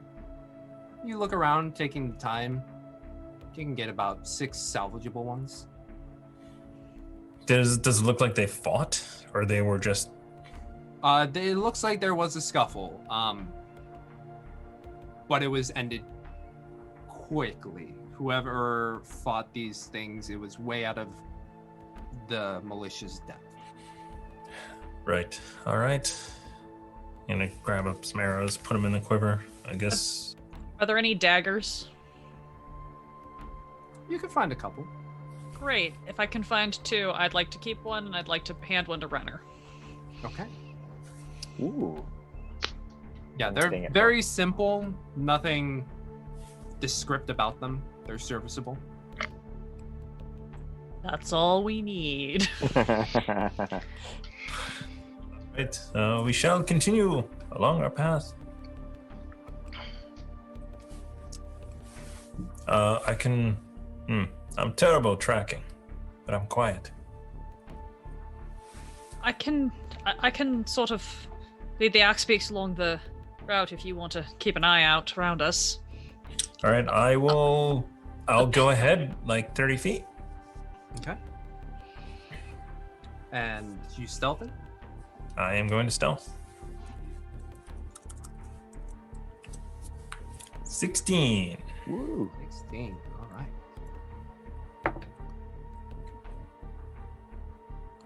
So, you all are walking with your axe beaks at the moment? Yes. Okay. Could you tell me the marching order? So Donovan, you're in front.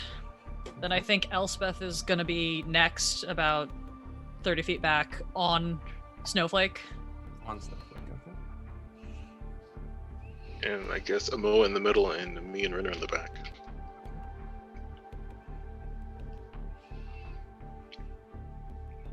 And Azar's just going to be keeping a lookout. Shouldn't be too hard to see something big, but there's lots of trees around. That is true. As you look around, it is trees on trees on trees, and the snow begins to, every now and then, when the wind up above is strong enough, you see little tufts just kind of glitter down. Yeah, a lot of the snow has accumulated on the upper branches, and every now and then you are able to see the fluffs of a mass of snow just go as just it accumulates so much. You continue to walk. Donovan, eyes keeping out, Azar keeping out. Donovan feeling pretty good about stealthing in the snow. And thankfully here there's less of a layer where there's less of a track that you make. The other flower, plus the axe beaks, make a bit more, and the axe beaks aren't necessarily the most subtle of creatures, as they kind of just like every now and then just kind of making their normal bird sounds as they do, as they kind of adjust every now and then. Elspeth.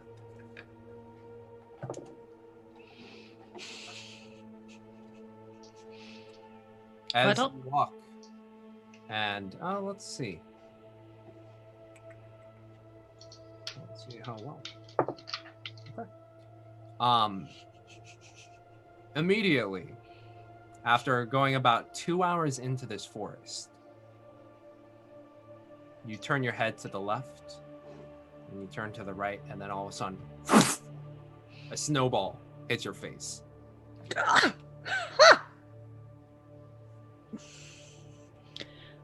Immediately turn to look in the direction that it came from. None of you see anything, and Donovan, you do hear that "Pah!" from Elspeth as you turn around. You don't see anything, but you just hear the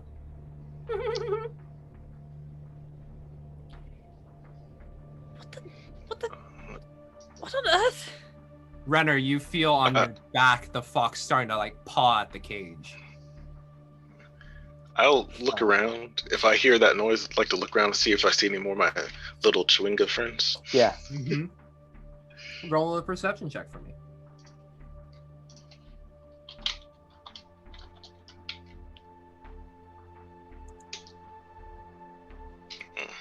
Ten. 10. You do not see anything. And as you look around, you try to look about, and you just see one just sail clear over your head, and you look over there, and you just see a little bit of a tuft of something peeking out of the snow and little giggles coming there.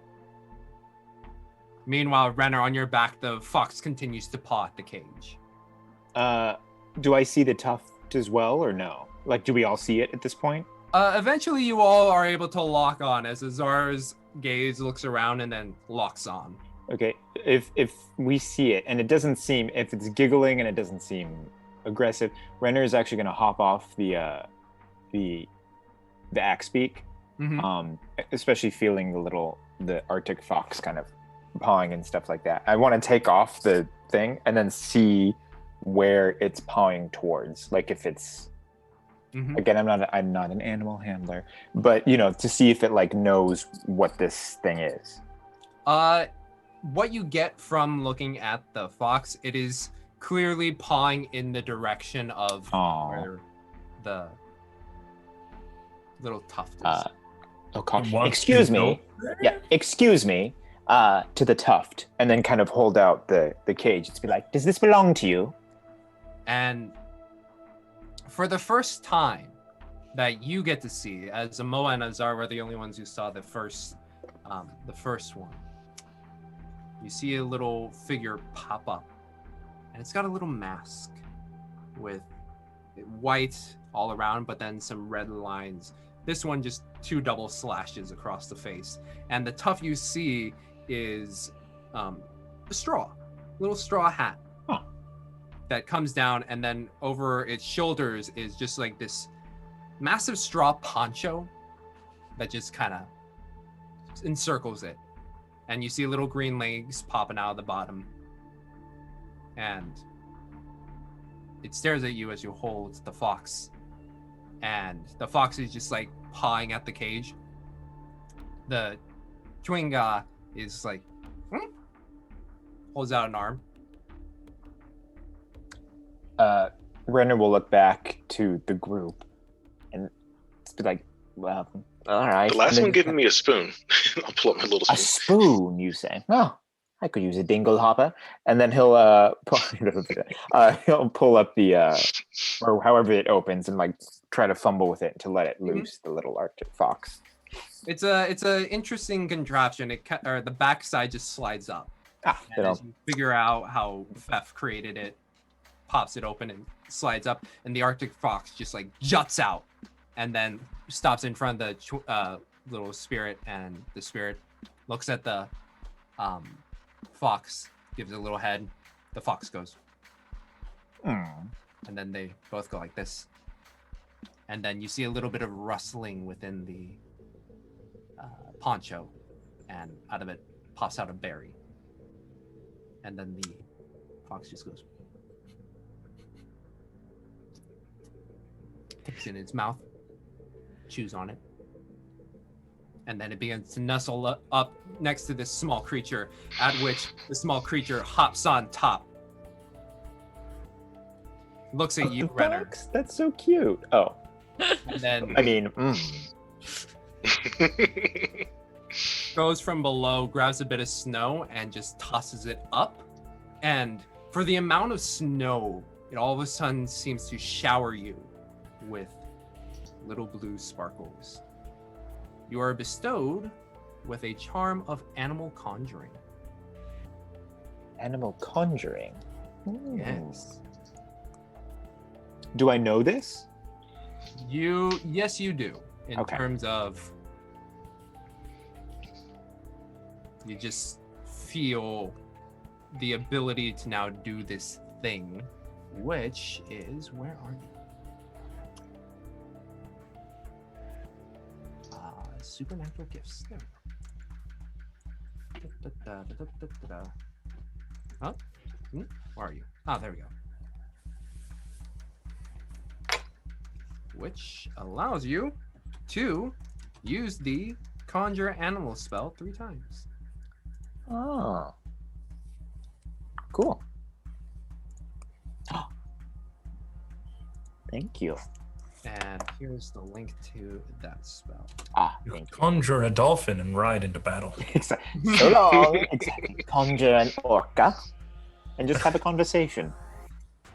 So yeah, you can look over that. But as the dust, blue little specks begin to float down on top of you, the small spirit gives a very hi-ho silver pose with the fox and then rides off into the woods. Did the fox have a bridle and saddle on it? It did not, but it was holding onto the tufts on the back. What did the fox say? Let's see. He said that cost you 7 gold pieces. We really do need That was to have very a nice of you, Renner. discussion about economics at some point, but maybe not when we're in the middle of pursuit. Right. No, it was, well, I mean, we were definitely not going to eat it. And Oh, God, no. I don't know what else to do with it, and it seemed like it knew that thing. What did you call it, Azar? What is that? Oh, that was out of character.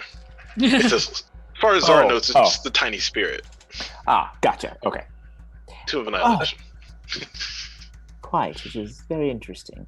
There's a lot of magics in this part of the world. We don't. They're friendly. different. They are different. Well, I have a feeling it might not have been friendly if we hadn't freed its friend. So good thinking on your part. No, fair. Now we have this interesting backpack. So. All right. Now there's a giant creature out here that's waiting to kill us. Oh, I hope it's not waiting. Oh, me too. Shall we? I'm gonna go take the lead again. Okay. I will follow. Onward you go as you make your way through the woods. Donovan, make me a perception check. Oh, I'm fantastic at those. I'm sure it's a +1, so I'll just roll that. 3. Well, at the very least, you continue to follow the tracks. It's not a 1. It's not a 1. And even if it were a 1, it's like these are very apparent tracks that you would not be able to lose. But after that small brief encounter with the spirit, that had been 2 hours into the woods. And as you walk, 3 hours. 4 hours, 5 hours. At about 6 hours, you get to see just peeking out of some of the trees, the faintest of orange glows. You get the sense that it's maybe around 2 o'clock. But I thought we would be in East Haven by now. We're still following these tracks? Mm-hmm. And the tracks are continuing. Continuing on. Even the broken and stuff like the. Yeah. It's not subtle in any way. It's not like this, whatever this creature is trying to hide or sneak around. It's going back to somewhere. And definitely about 3 hours in, I'm like, we've gone too far to turn back now. It's any minute now. Any minute. This thing. At the 6 hour mark, as we're still going, I am gonna kind of check in on the axe beaks and see if they look like they're getting exhausted or anything like we need to pause for a bit for them. Not necessarily exhausted. It seems like they're getting a little irksome with not being able to travel in a straight line. Right. They have to bob and weave, and at some points you do step on and off because of a particularly high route that Donovan failed to see. Kind of coax them over. Okay. Yep, lots of bribery is happening. But around the 7 hour mark, you notice that the topography is a little less flat and the incline starts to go up just a little bit. Oh, just what we need, elevation. Wonderful. Continuing. So does it feel like we are heading east or west or You're heading north. North. North, From Goodmead? northwest. Kind of varying. so on the map are we are we in those woods? Oh, let's see. Where am I? I'm on the wrong page. Let's see down there. Yeah, And you would are we have- in the woods. Oh, okay. We haven't hit the east way yet?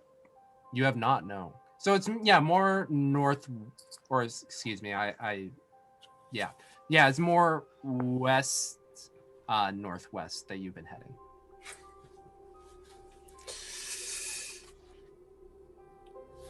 We continue. Donovan, where actually- are you taking us? What is going should- on? I think we should sit down for a minute and just kind of figure out what we are going to do. Eventually, Well, I believe we'll get to Bryn Shander if we don't find this thing. Well, I Point- mean, Makes just as much sense to keep going forward as to turn Agreed. around and go back. I'm just surprised we haven't come across the creature yet. Like, how? Can I do a little back rolls and then see how? When we saw the bodies, how long did it look like they had been there? Well, Was it a fresh kill? Was it a? Based on what I believe it was all of Esta told you. So there was the I guess service for Kendrick Rios. Oh, not him. I'm talking about the militia. Yeah, so she Oh. told you that, and they left roughly the time that his body was recovered and brought back. So at most it was a day or two. Oh, then yes, I'm surprised we haven't come across the creature. I would think that whatever this was would have stopped somewhere or gotten tired, and it just keeps going. Yeah, I find it somewhat interesting that it is still. It's really And- big, so it probably has an easier time. It can step over the fallen trees and things we have to go around, and the snow wouldn't bother it. If it lives out here, the cold probably doesn't bother it either. Any idea what it is? Besides that's- big. Used as a weapon, so I'm making a nature check on the footprints. Go ahead. Yeah. 5. Five. Yeah, get them all out. Just get all those rolls out of there. I believe we are hunting a penguin. what is a penguin? Penguin. Oh, you've seen penguins So before. very right? rotund No, I'm man just kidding. wearing black and white clothing. I just wanted to hear someone's description of it. Penguins. Penguins are not usually. I don't Impressive. know what we are looking at. Are these even tracks? They're just obvious tracks. Very obvious tracks. Well, apparently to Bryn Shander. I suppose we should just keep going then. Mhm. Sorry, Ricky. Yeah, I'll Yes. All right. round a trout for the axe beef. Round of Keep on trout. going. You guys get a brief break. But after that break, let's say it was 20 minutes, you continue onward. And finally, you see something different. As you are noticing the rising incline, it only goes up to basically a hillside, a little hillscape that is there. And at the center of one of the larger hills, you begin to see a stream that meets your area, frozen, leading upwards into a cave mouth. You said a cave? I'm losing you a bit. A cave mouth, yes. Okay.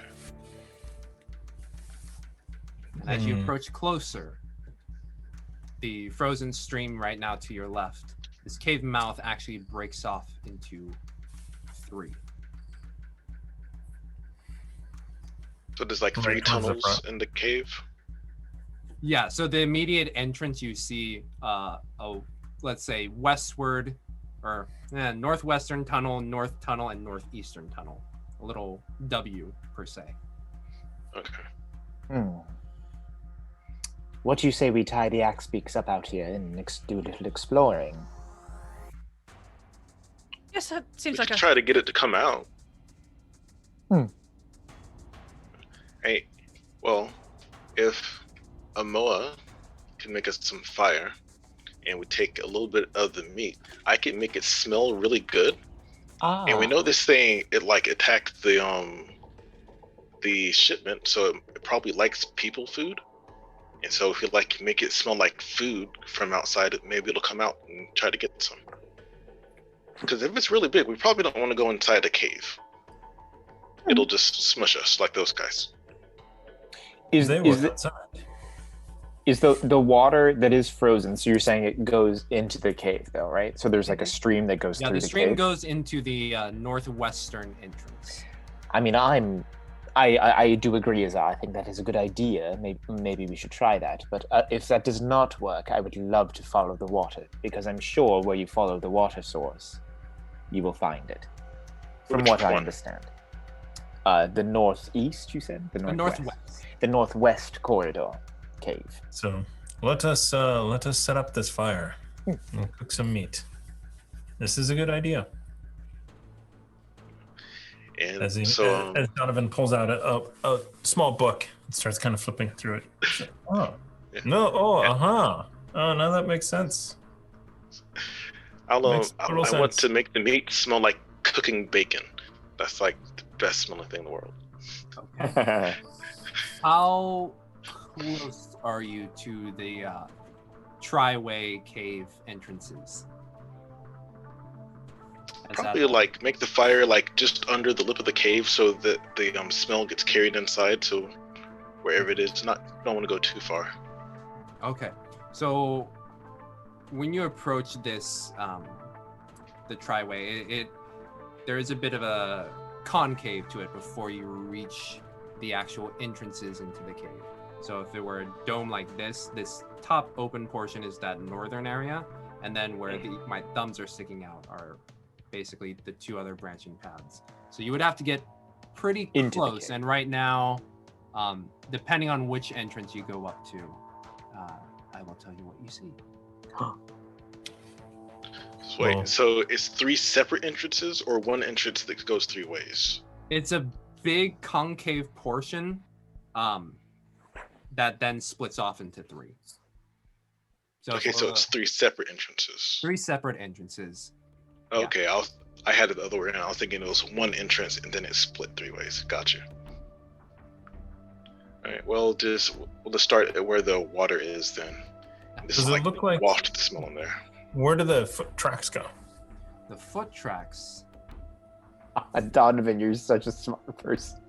Like, we're gonna create this elaborate thing, and you're like, where's the track? Which way did the tracks go into? Let's see.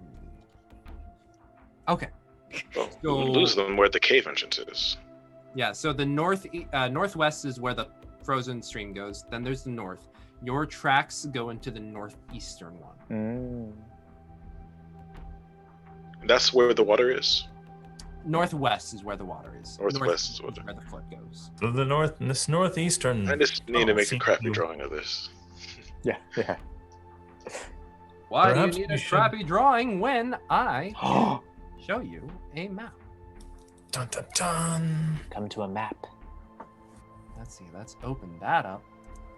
It's a big boy map, just so you know, Thomas. It's very large. Alright.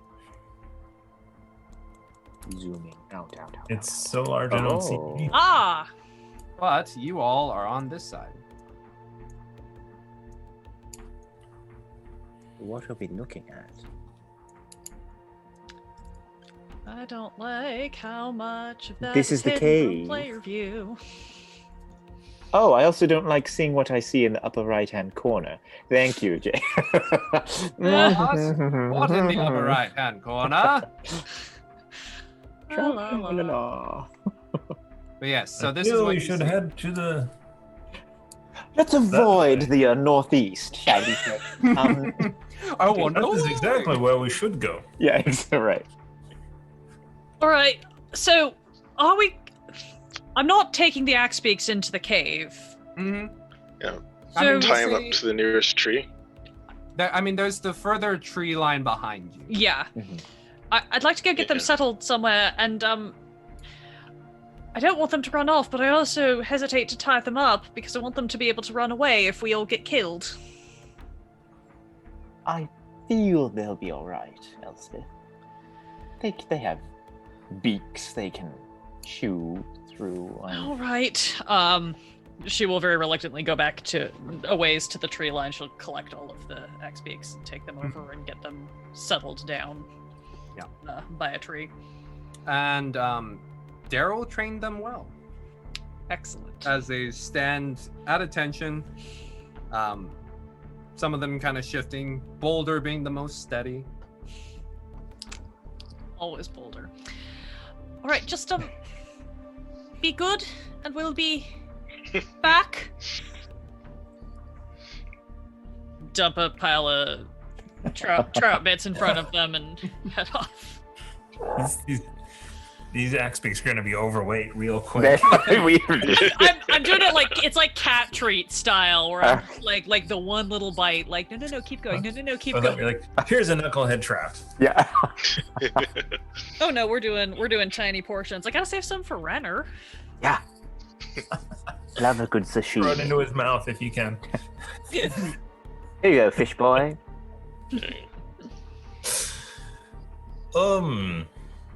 All right. Well, I- here we are. We have access. So this Cool. is what you're saying then is there are 3 different caves is what you're saying. Yes. Where um, okay. So the footsteps that you notice go this way, and over here is the frozen stream.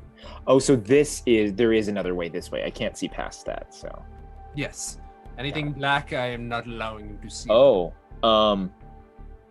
Okay. Sorry, I Renner, just zoomed out of the map and saw something in the bottom right-hand corner that I am nervous about as well. Renner, are you able to see in the dark? I am not, unfortunately, no. But Wait, really? Tritons can't see in the dark? I don't believe. No. I don't think so. No. They don't Makes have no dark sense. And Yeah. Azar, you also will need a light source, correct? Azar just picks up a rock and makes it shine. It's like, Oh, I'm fine. hold on. I can lead the way. I can see in the dark. Oh. Renner does have dark vision. I do. Thank you.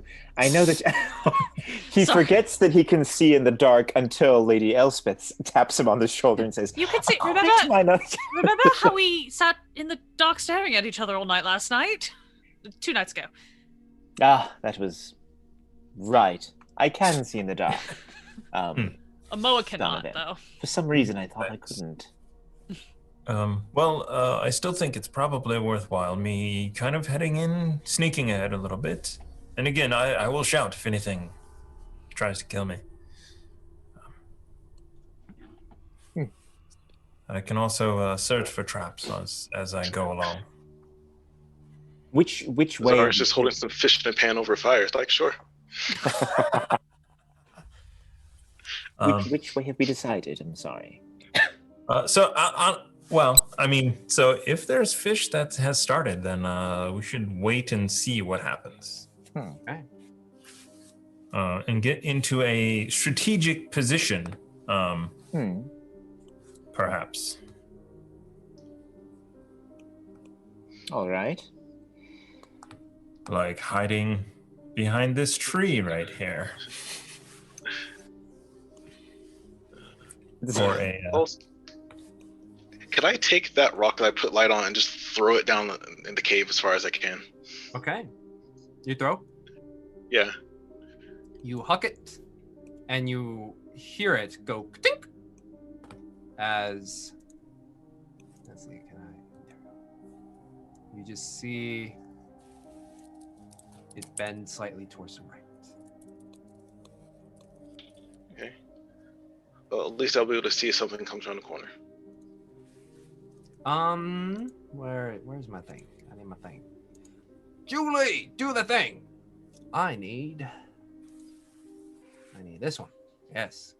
So on the northeastern cave, as you throw that light there, yours is a pretty consistent glow, but you do see further as it hooks, just like the faintest of flicker, just like A glow. Okay. yeah. But yes, your rocks resides within the snow there. Some of it blown in from the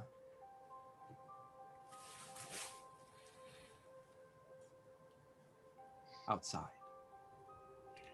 What is anyone else doing? Just gonna move over and kind of position herself on the back line, as is the way of the cleric.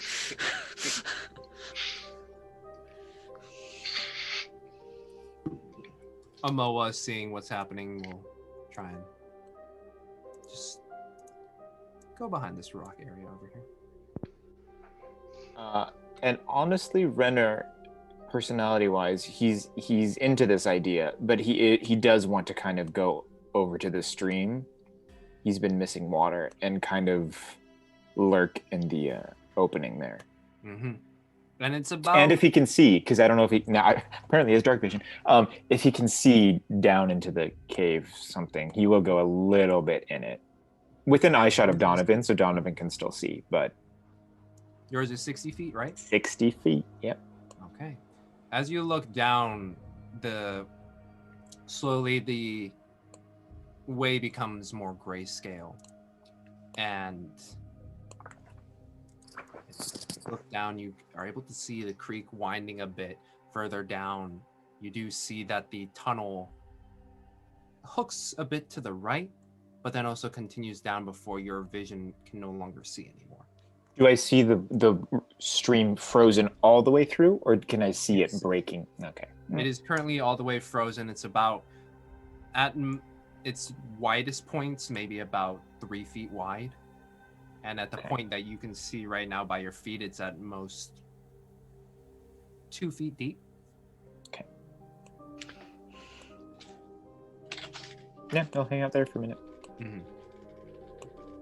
And as you wait, the smell of the fish frying. Bacon. Or the fish smelling like bacon. You wait. And wait. And wait. A good 10 minutes pass by and nothing is currently coming. Within the 10 minutes, Renner will have secretly started to go up this way. Okay. He's not being a dick, he's just very bored and wants to continue things. So he does want to come in here and look down this way, or whatever way he can see. Okay. Let's see, let me make sure. Oh, let me Are see. you What... stealthing or not? Yes. Yeah, yes. Okay. Do you need a roll, or are you okay? Yes, please. You don't need a roll. What are you doing? And Okay. Can I add something to that, you guys? Is that okay? well, speaking of that, Duke Fleek just gave us 500 bits for one more inspiration. Thank you. That puts us to Thanks. 4 total. That's I mean, he was doing this without the will of the group, so I don't want to actually ask you guys if it's okay, because I feel like that's selfish. Which is this is just perception, right? To see? no, this is Stealth stealth. roll. Oh. Don't you have disadvantage on that? We want to be Yeah, you have loud. and disadvantage. you have Roll another d20. Oh, cool. You're right. I can get lower. So you're rocking a 6.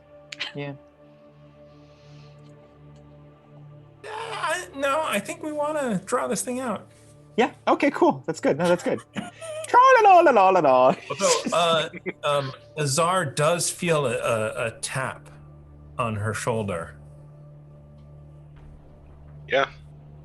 And then you turn around and there's nothing there, but Donovan is over on the other side, like kind of like. Yeah. I was going to ask, because of the angle that I'm at where I can see everything, I have noticed Renner slowly getting deeper in. Oh, with that stealth, yeah. Great. Cool. It's more of a march. Yeah. Because I think if I noticed Renner going fully in, I would have been kind of slowly making my way over here. He was trying to be stealthy too. And keeping an eye. Trident over the back and was just like. Apologies for the. I think that's so funny. That's his sign name now. In the deaf community, this is now his sign name. Azar will sigh, be like, oh well. Just like start eating the fish and start walking that way. Chaotic group. So, as you turn and look down the hallway here, you're able to look down and you see the faintest glow of torchlight. As you see a tall figure, which would normally be tall, but is currently sitting down. And it is working with its hands, kind of its side back towards you. And you see a large top knot on its head with more hair flowing further down. And it is wrapped in different furs, and you can see pants, and you see a small, small for its size, about a shield the size of your waist all the way up to your top on its left arm, and a spear that is a good 9-10 feet tall. And Go ahead. You was gonna walk say- in, and you Well, I don't walk in. I just I you're go to creeping where in. right to where I'm in.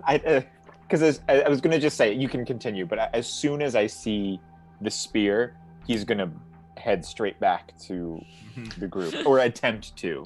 Yeah, exactly, JP.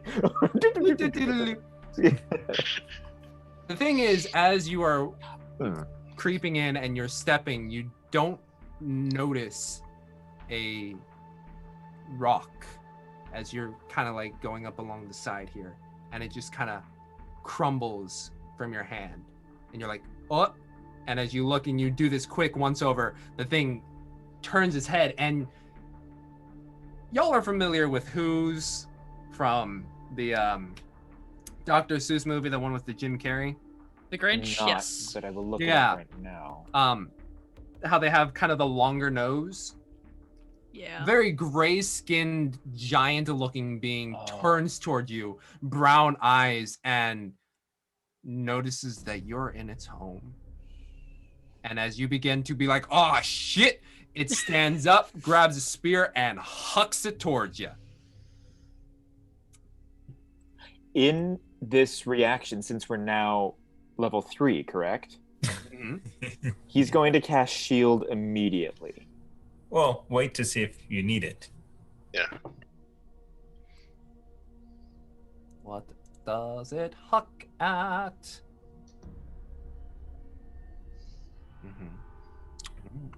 So that description seems like it's not one of these. Yeah. I was thinking that the whole time. I was thinking. Oh no, not a Yeti. No. Knucklehead trout? Not a It's a knucklehead trout. trout. No. Oh god, if only it were just a trout. But it hucks a spear, and luckily you are somewhat behind the rocks, and it just cleaves or hits right above your head as you are showered by a bunch of stone. I need everybody to roll initiative. He's going to yell, mollusks! And hopefully it'll echo throughout the whole thing. Okay, everybody roll an initiative. Okay, hold on. Sorry. Meanwhile, let me open this up a bit so Sorry, you guys. see. We had to get this started. The downside of this, it seems like there's more than one of these. No. I don't know why you would think that. What are you talking about? I need one of you. One comes to the right, they'll at least have to run through some fire first, so. Oh, I see. Oh, Oh, while we're doing that, where would you like to stick a fire? Right, one space forward and to the right of Azar, sort of just like in the very mouth of it. Okay. I need my marketplace purchases. I need you. And I need to roll this down. Ooh, nice. And here? Yeah, right there. Cool. So the spear gets hucked. Renner will say you were right about here. Is that okay? Sorry. Let me check. I moved Yeah, you. yeah, that's good. That's good. Yeah. And then it collides with the rock face. And it's like, my home! And Common? yes, in common. Well, let us see here. That is 25 to 20. Azar 20. Azar at 20.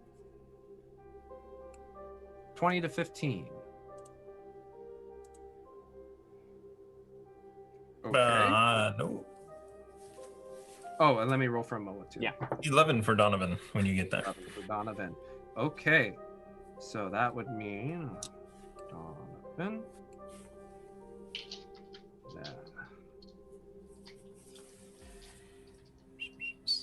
Okay. We'll just go straight down from 10 to 5. 6 for Elspeth. Okay. And 5 for Renner. I wonder, do we want to inspire Renner to be able to get out of there? No, it's fine. I deserve this. It's his own fault. If you guys want to, I honestly think no, it's fine. Okay. He'll cast shield. He'll be fine. We are going to have to fight this thing regardless, I'm almost positive, so... Maybe we could talk to it. Although, yeah. Okay. So, first up in the order is Azar. Okay, 10, 15, 20, 30, 35, 40. Azar will run to here. How far in can she see? You can see up to or it's dark in there and there's no light, so you can see basically up to the entrance before it starts getting too dark. You can't even see where that is. Okay, and I forget the range of my spell. And okay, she'll just pick up any old thing. It doesn't matter what it is, a stone or something. Mm-hmm. And how far can she throw something just blind? Blindly, It's it's just like following the line of where I can see the water is, because I can at least see that when I light it up. And I can see 20 feet when I light it. Yeah. And I'll just chuck it in the cave. Chuck it in the cave. Roll just a d20 to see. No, I guess how strongly are you? Are you just full out hucking it? Just a toss. I want Just a toss? 15, 20 feet or so. Just toss it in the cave so I can see a bit further. Okay, so I would say you can see up to. So the light goes in. You huck The light it. goes 40 feet when I cast it. Okay. 20-foot radius, right? Yeah, it's 20 feet of bright light and 20 feet of dim light. So 40 feet forward from where I am. So you are able to see up to here with dim light. And then I would say about here with normal light, and then the stone goes about here-ish. Okay, yeah, I'll just toss it that far. That's fine. So you can see Renner as he gets as they get showered by rocks. Renner, you can see a bit of a light behind you emanating. All right, is that your turn, Azar? Yeah, I'm not running in after this thing, so Okay. I'll just wait and see what comes next. Let's see, 1 second.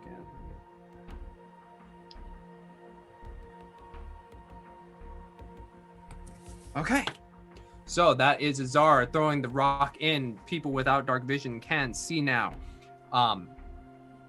Next up is Donovan. Ooh. Hearing all of this, I am going to run to here. Mm-hmm. Bonus action. Actually, sorry, I think I can make it here. Yeah. Bonus action hide. Okay. And ready a arrow at a creature coming around the corner. Okay. Coming around the corner. So, you do that. You hop over a couple logs, get strafe behind a tree, leap over the stream, pass by Azar, and then huddle in. Roll me a stealth check.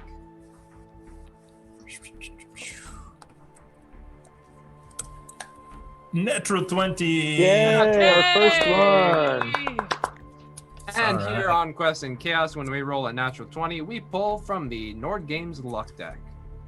1d6 after making a skill or attack roll. Very helpful. And that's a 25 to hide. You feel stealthy. You feel All hit. right. That means I get advantage. And sneak attack. If you see a thing. Mm-hmm. Next up is the creature. So it begins to make its full height about good 9-10 feet up.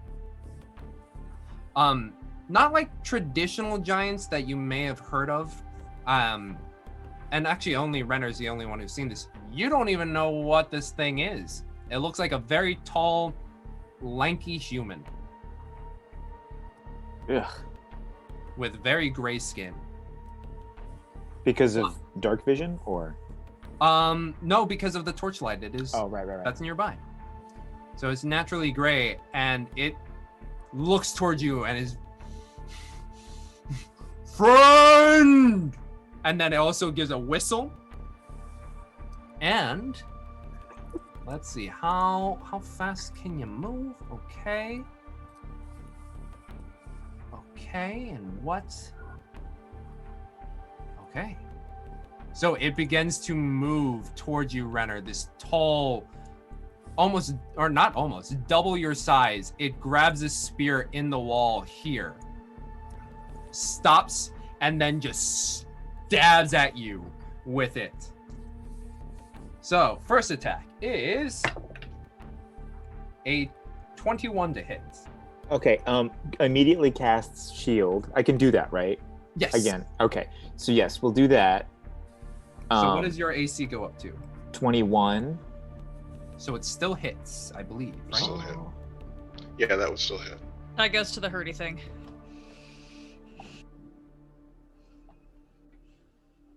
Well, So should I not cast shield? That's stupid then, Yeah. right? Okay, yeah, he'll just be like, oh god, mollusk, as he's like knows what. and as it goes in, oh, that is 9 plus 4, 13 damage. Okay, still up. And as you feel this spear just push you at your chest, it lunges out and comes back in again. 4. As I'm dying, do I realize that this is the like? Does this look girth-wise as the same one that I've seen before? Back in with what's his name? Kendrick. Yes, Kendrick. You probably recognize the girth of that shaft, yeah. Yeah, Girth of thank that you, shaft thank you, is- thank you, JP. Yes, It's comparable. I've had this girth before.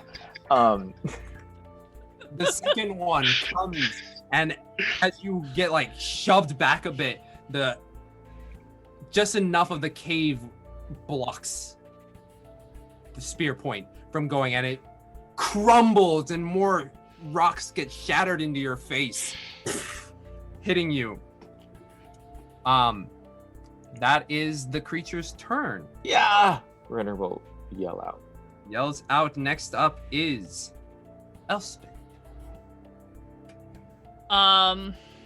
Sorry, I have to do some quick math. I haven't used a map in 100 years.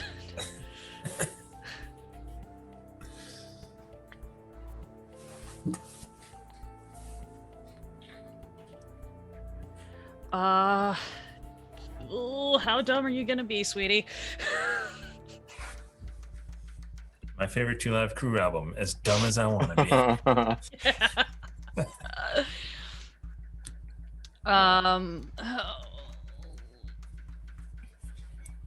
What is the range? Okay. Checking all of my range stuff. Elspeth's gonna hear Renner cry out in obvious injury. 5, 10, 15, 25, 30. So she is gonna run up to, I think it's here. And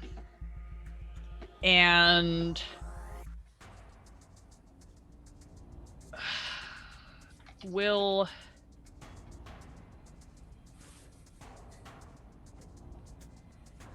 okay. Oh, that's a bonus action. Brilliant. Okay. After Elspeth is Renner, by the way, on deck.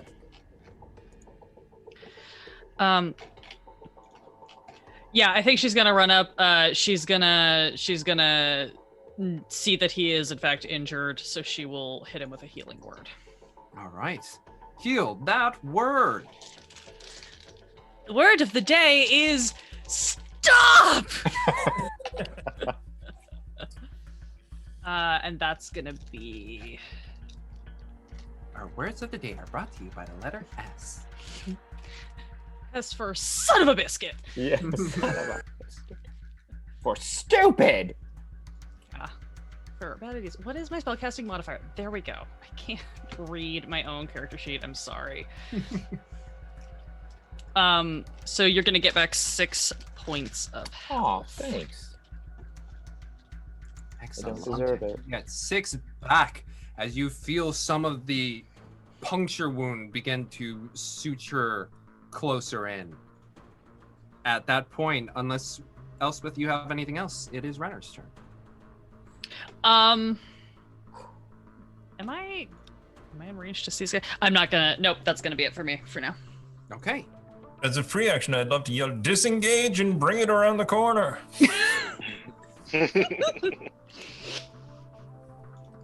Renner, what are you? I guess I am engaged with it. Huh? What are you up to? It's my turn. Okay, in getting hit, hurt, confused, and frustrated, he's gonna be angry at him. He's very angry with himself. And with this rage, he's gonna channel Thunder Wave and then cast it to try and get it out of his way, and then so he can disengage and get out. What is the saving throw on that? 11 Constitution. Constitution. Natural 20. Oh, Jesus, stupid So we thing. get I hard. hate it. Huh? You get a card. I don't get a card.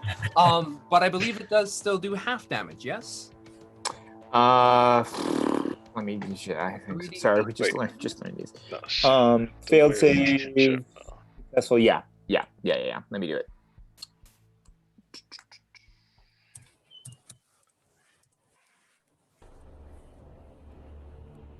So, 3.5. All right, which rounds down to 3. Yeah. 3. Okay. How much health does it have? Okay. So. And then is going to action surge to disengage. And then I can move, yeah? Yes. Okay. Yep. You'll be great. He's actually going to run behind Donovan. So you're going to run behind the healer. Yep. Oh, Yep. Yeah. Yep. She was dumb. She ran in. Oh, is that- Wanted to make sure okay. she was in range. Well, no, he is. Sorry. Wait, can he do it? He was here. Yeah. He'll go here. Behind the thing. Okay.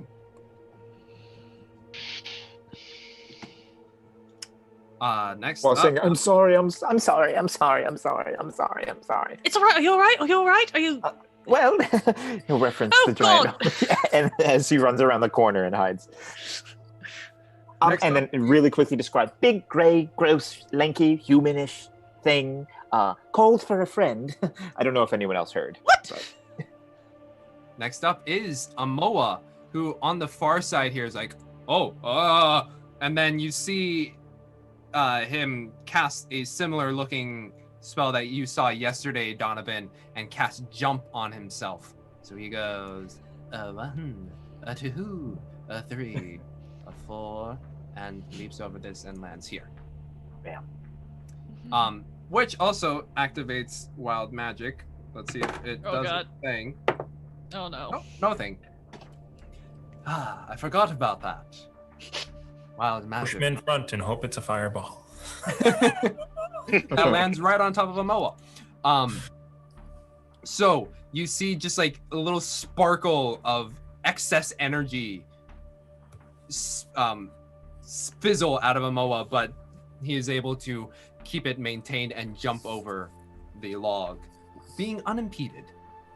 Next up is top of the round, Azar.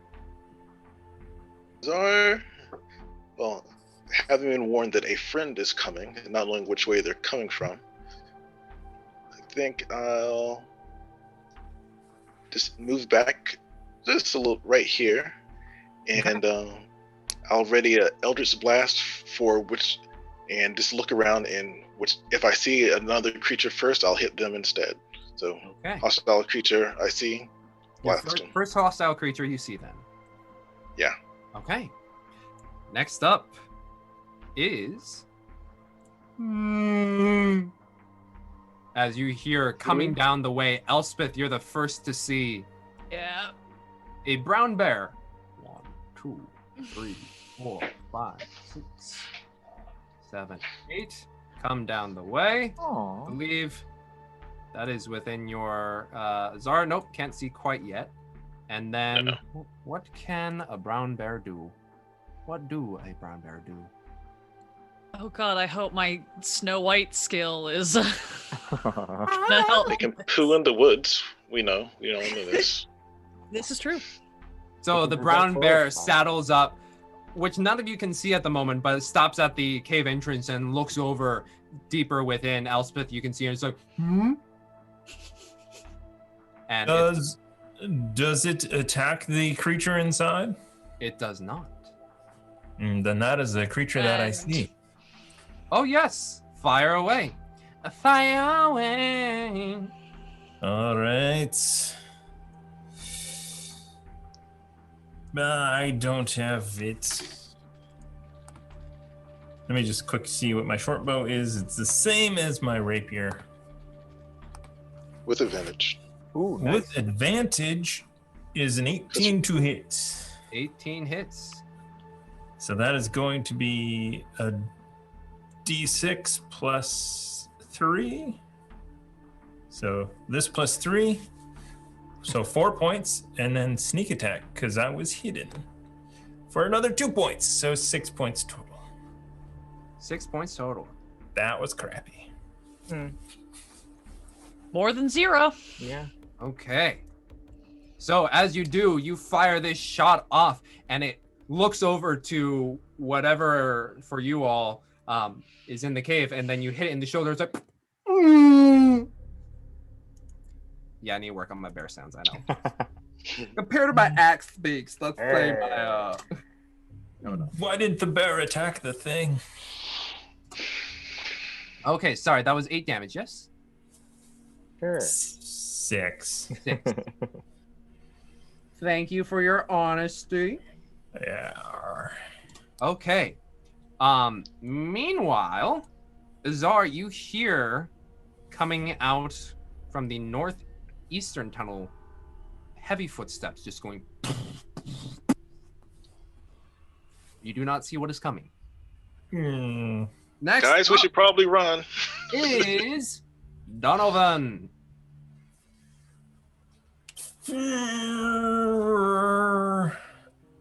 So I'm no longer hidden.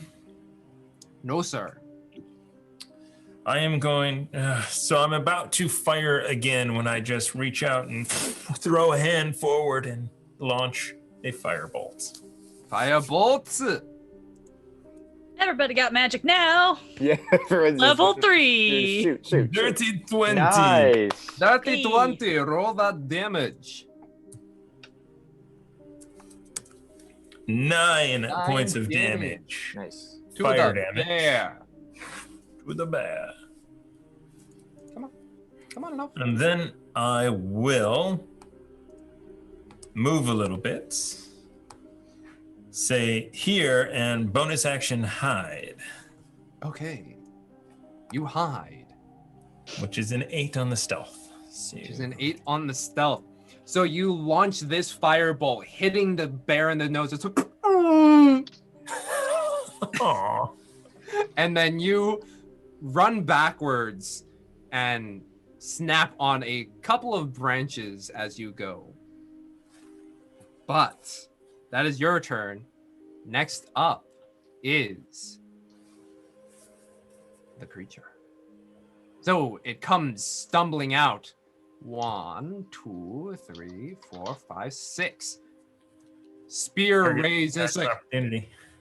my home! And as Elspeth sees the end of the spear coming down towards her, that's where we're going to end. Oh Yep. no! What have I done? Y'all just loving to end on these combat encounters. Makes for a great hook. Makes it more thrilling. Yeah. Well, Yes. good news. Thank you guys for the bits. We have 4 left. Oh, thank goodness. So Thank you guys took us from 2 up to 4. So these are going to get used. They will not go to waste or into the boy. Thank you, Duke Flig and Tamago Tora. Thank you. Yes, thank you very much. Thank you. They will need it come next episode. But until Next then, episode, you know what's happened next episode is we Next are going episode. to give away a copy of Icewind Dale Rime of the Frostmaiden next Saturday at 1:30 p.m. at 1:30 p.m. Also, this is our giveaway week. So Mondays, we are giving away a box set of Dragon of Icespire Peak. Oh, I was going to expect Thomas to... Oh, Sorry, I threw these on the ground. I mean, I set them gently on the ground. Dragon of Icespire Peak. We're giving away that on Monday. Join us. Me and Matt will be there per the usual. On Tuesday for not Chaos Agents, keep that in mind, but our Sean Huber episode, Climbing Nomatoki Tower, run by our very own Aaron. We're giving away a copy of the alternate cover of Tasha's Cauldron of Everything, which you can find a lot of cool stuff in there that some of our players have already begun to use. Let's see. Or haven't, because they at the last minute decided not to. Yeah. I think one of you at least has Sometime. something. I don't know. But we'll find out as they slowly reveal their new powers. And all of them have magic for some reason that they will now need to explain in some backstory reason for me. No, I finally got. I opened up my book. Finally, everything made sense. my spell book finally made sense. I was like, oh, all it took was dying to figure it out. there was something in the tea. That's what it was. For him. Yes. So you're saying none of like- you had magic before? That's so odd. I've always had magic. Why was I the only one casting a magic with a Moa? But we have the giveaway week. We are starting up, or not starting up. We have had our Patreon where we're starting up the Guild of the 5Es, which is basically moving our 5E Fight Club into Patreon. If you want to check out more on that, we're moving away from that arena style into more one-shot territory, playing with our community, which will be super exciting, as well as other perks that we are slowly developing, which you can get in on the conversation on Discord. I believe that is everything. We will continue Yes. this next week, starting off on the end with combat scenarios, because James learned you can, cut right into the middle of it, right at the villain's turn to make it super exciting. Yeah. But If you use Chaotic on our merch store, you get 40% off. That is a huge discount. We got pins, we have t-shirts, we've got some mugs left. It's the holidays. yeah. Get a mug. I do need to send out 3 mugs still, 4 mugs. You know what? Okay, so we still have a few mugs left, but I have to mail a bunch of them. But yes, we will see you all Saturday. But until then, stay safe, stay healthy, and we'll see you next week. Bye-bye. See you in a couple of hours for Oh, for that Call other of Cthulhu. Joe. Call of Cthulhu.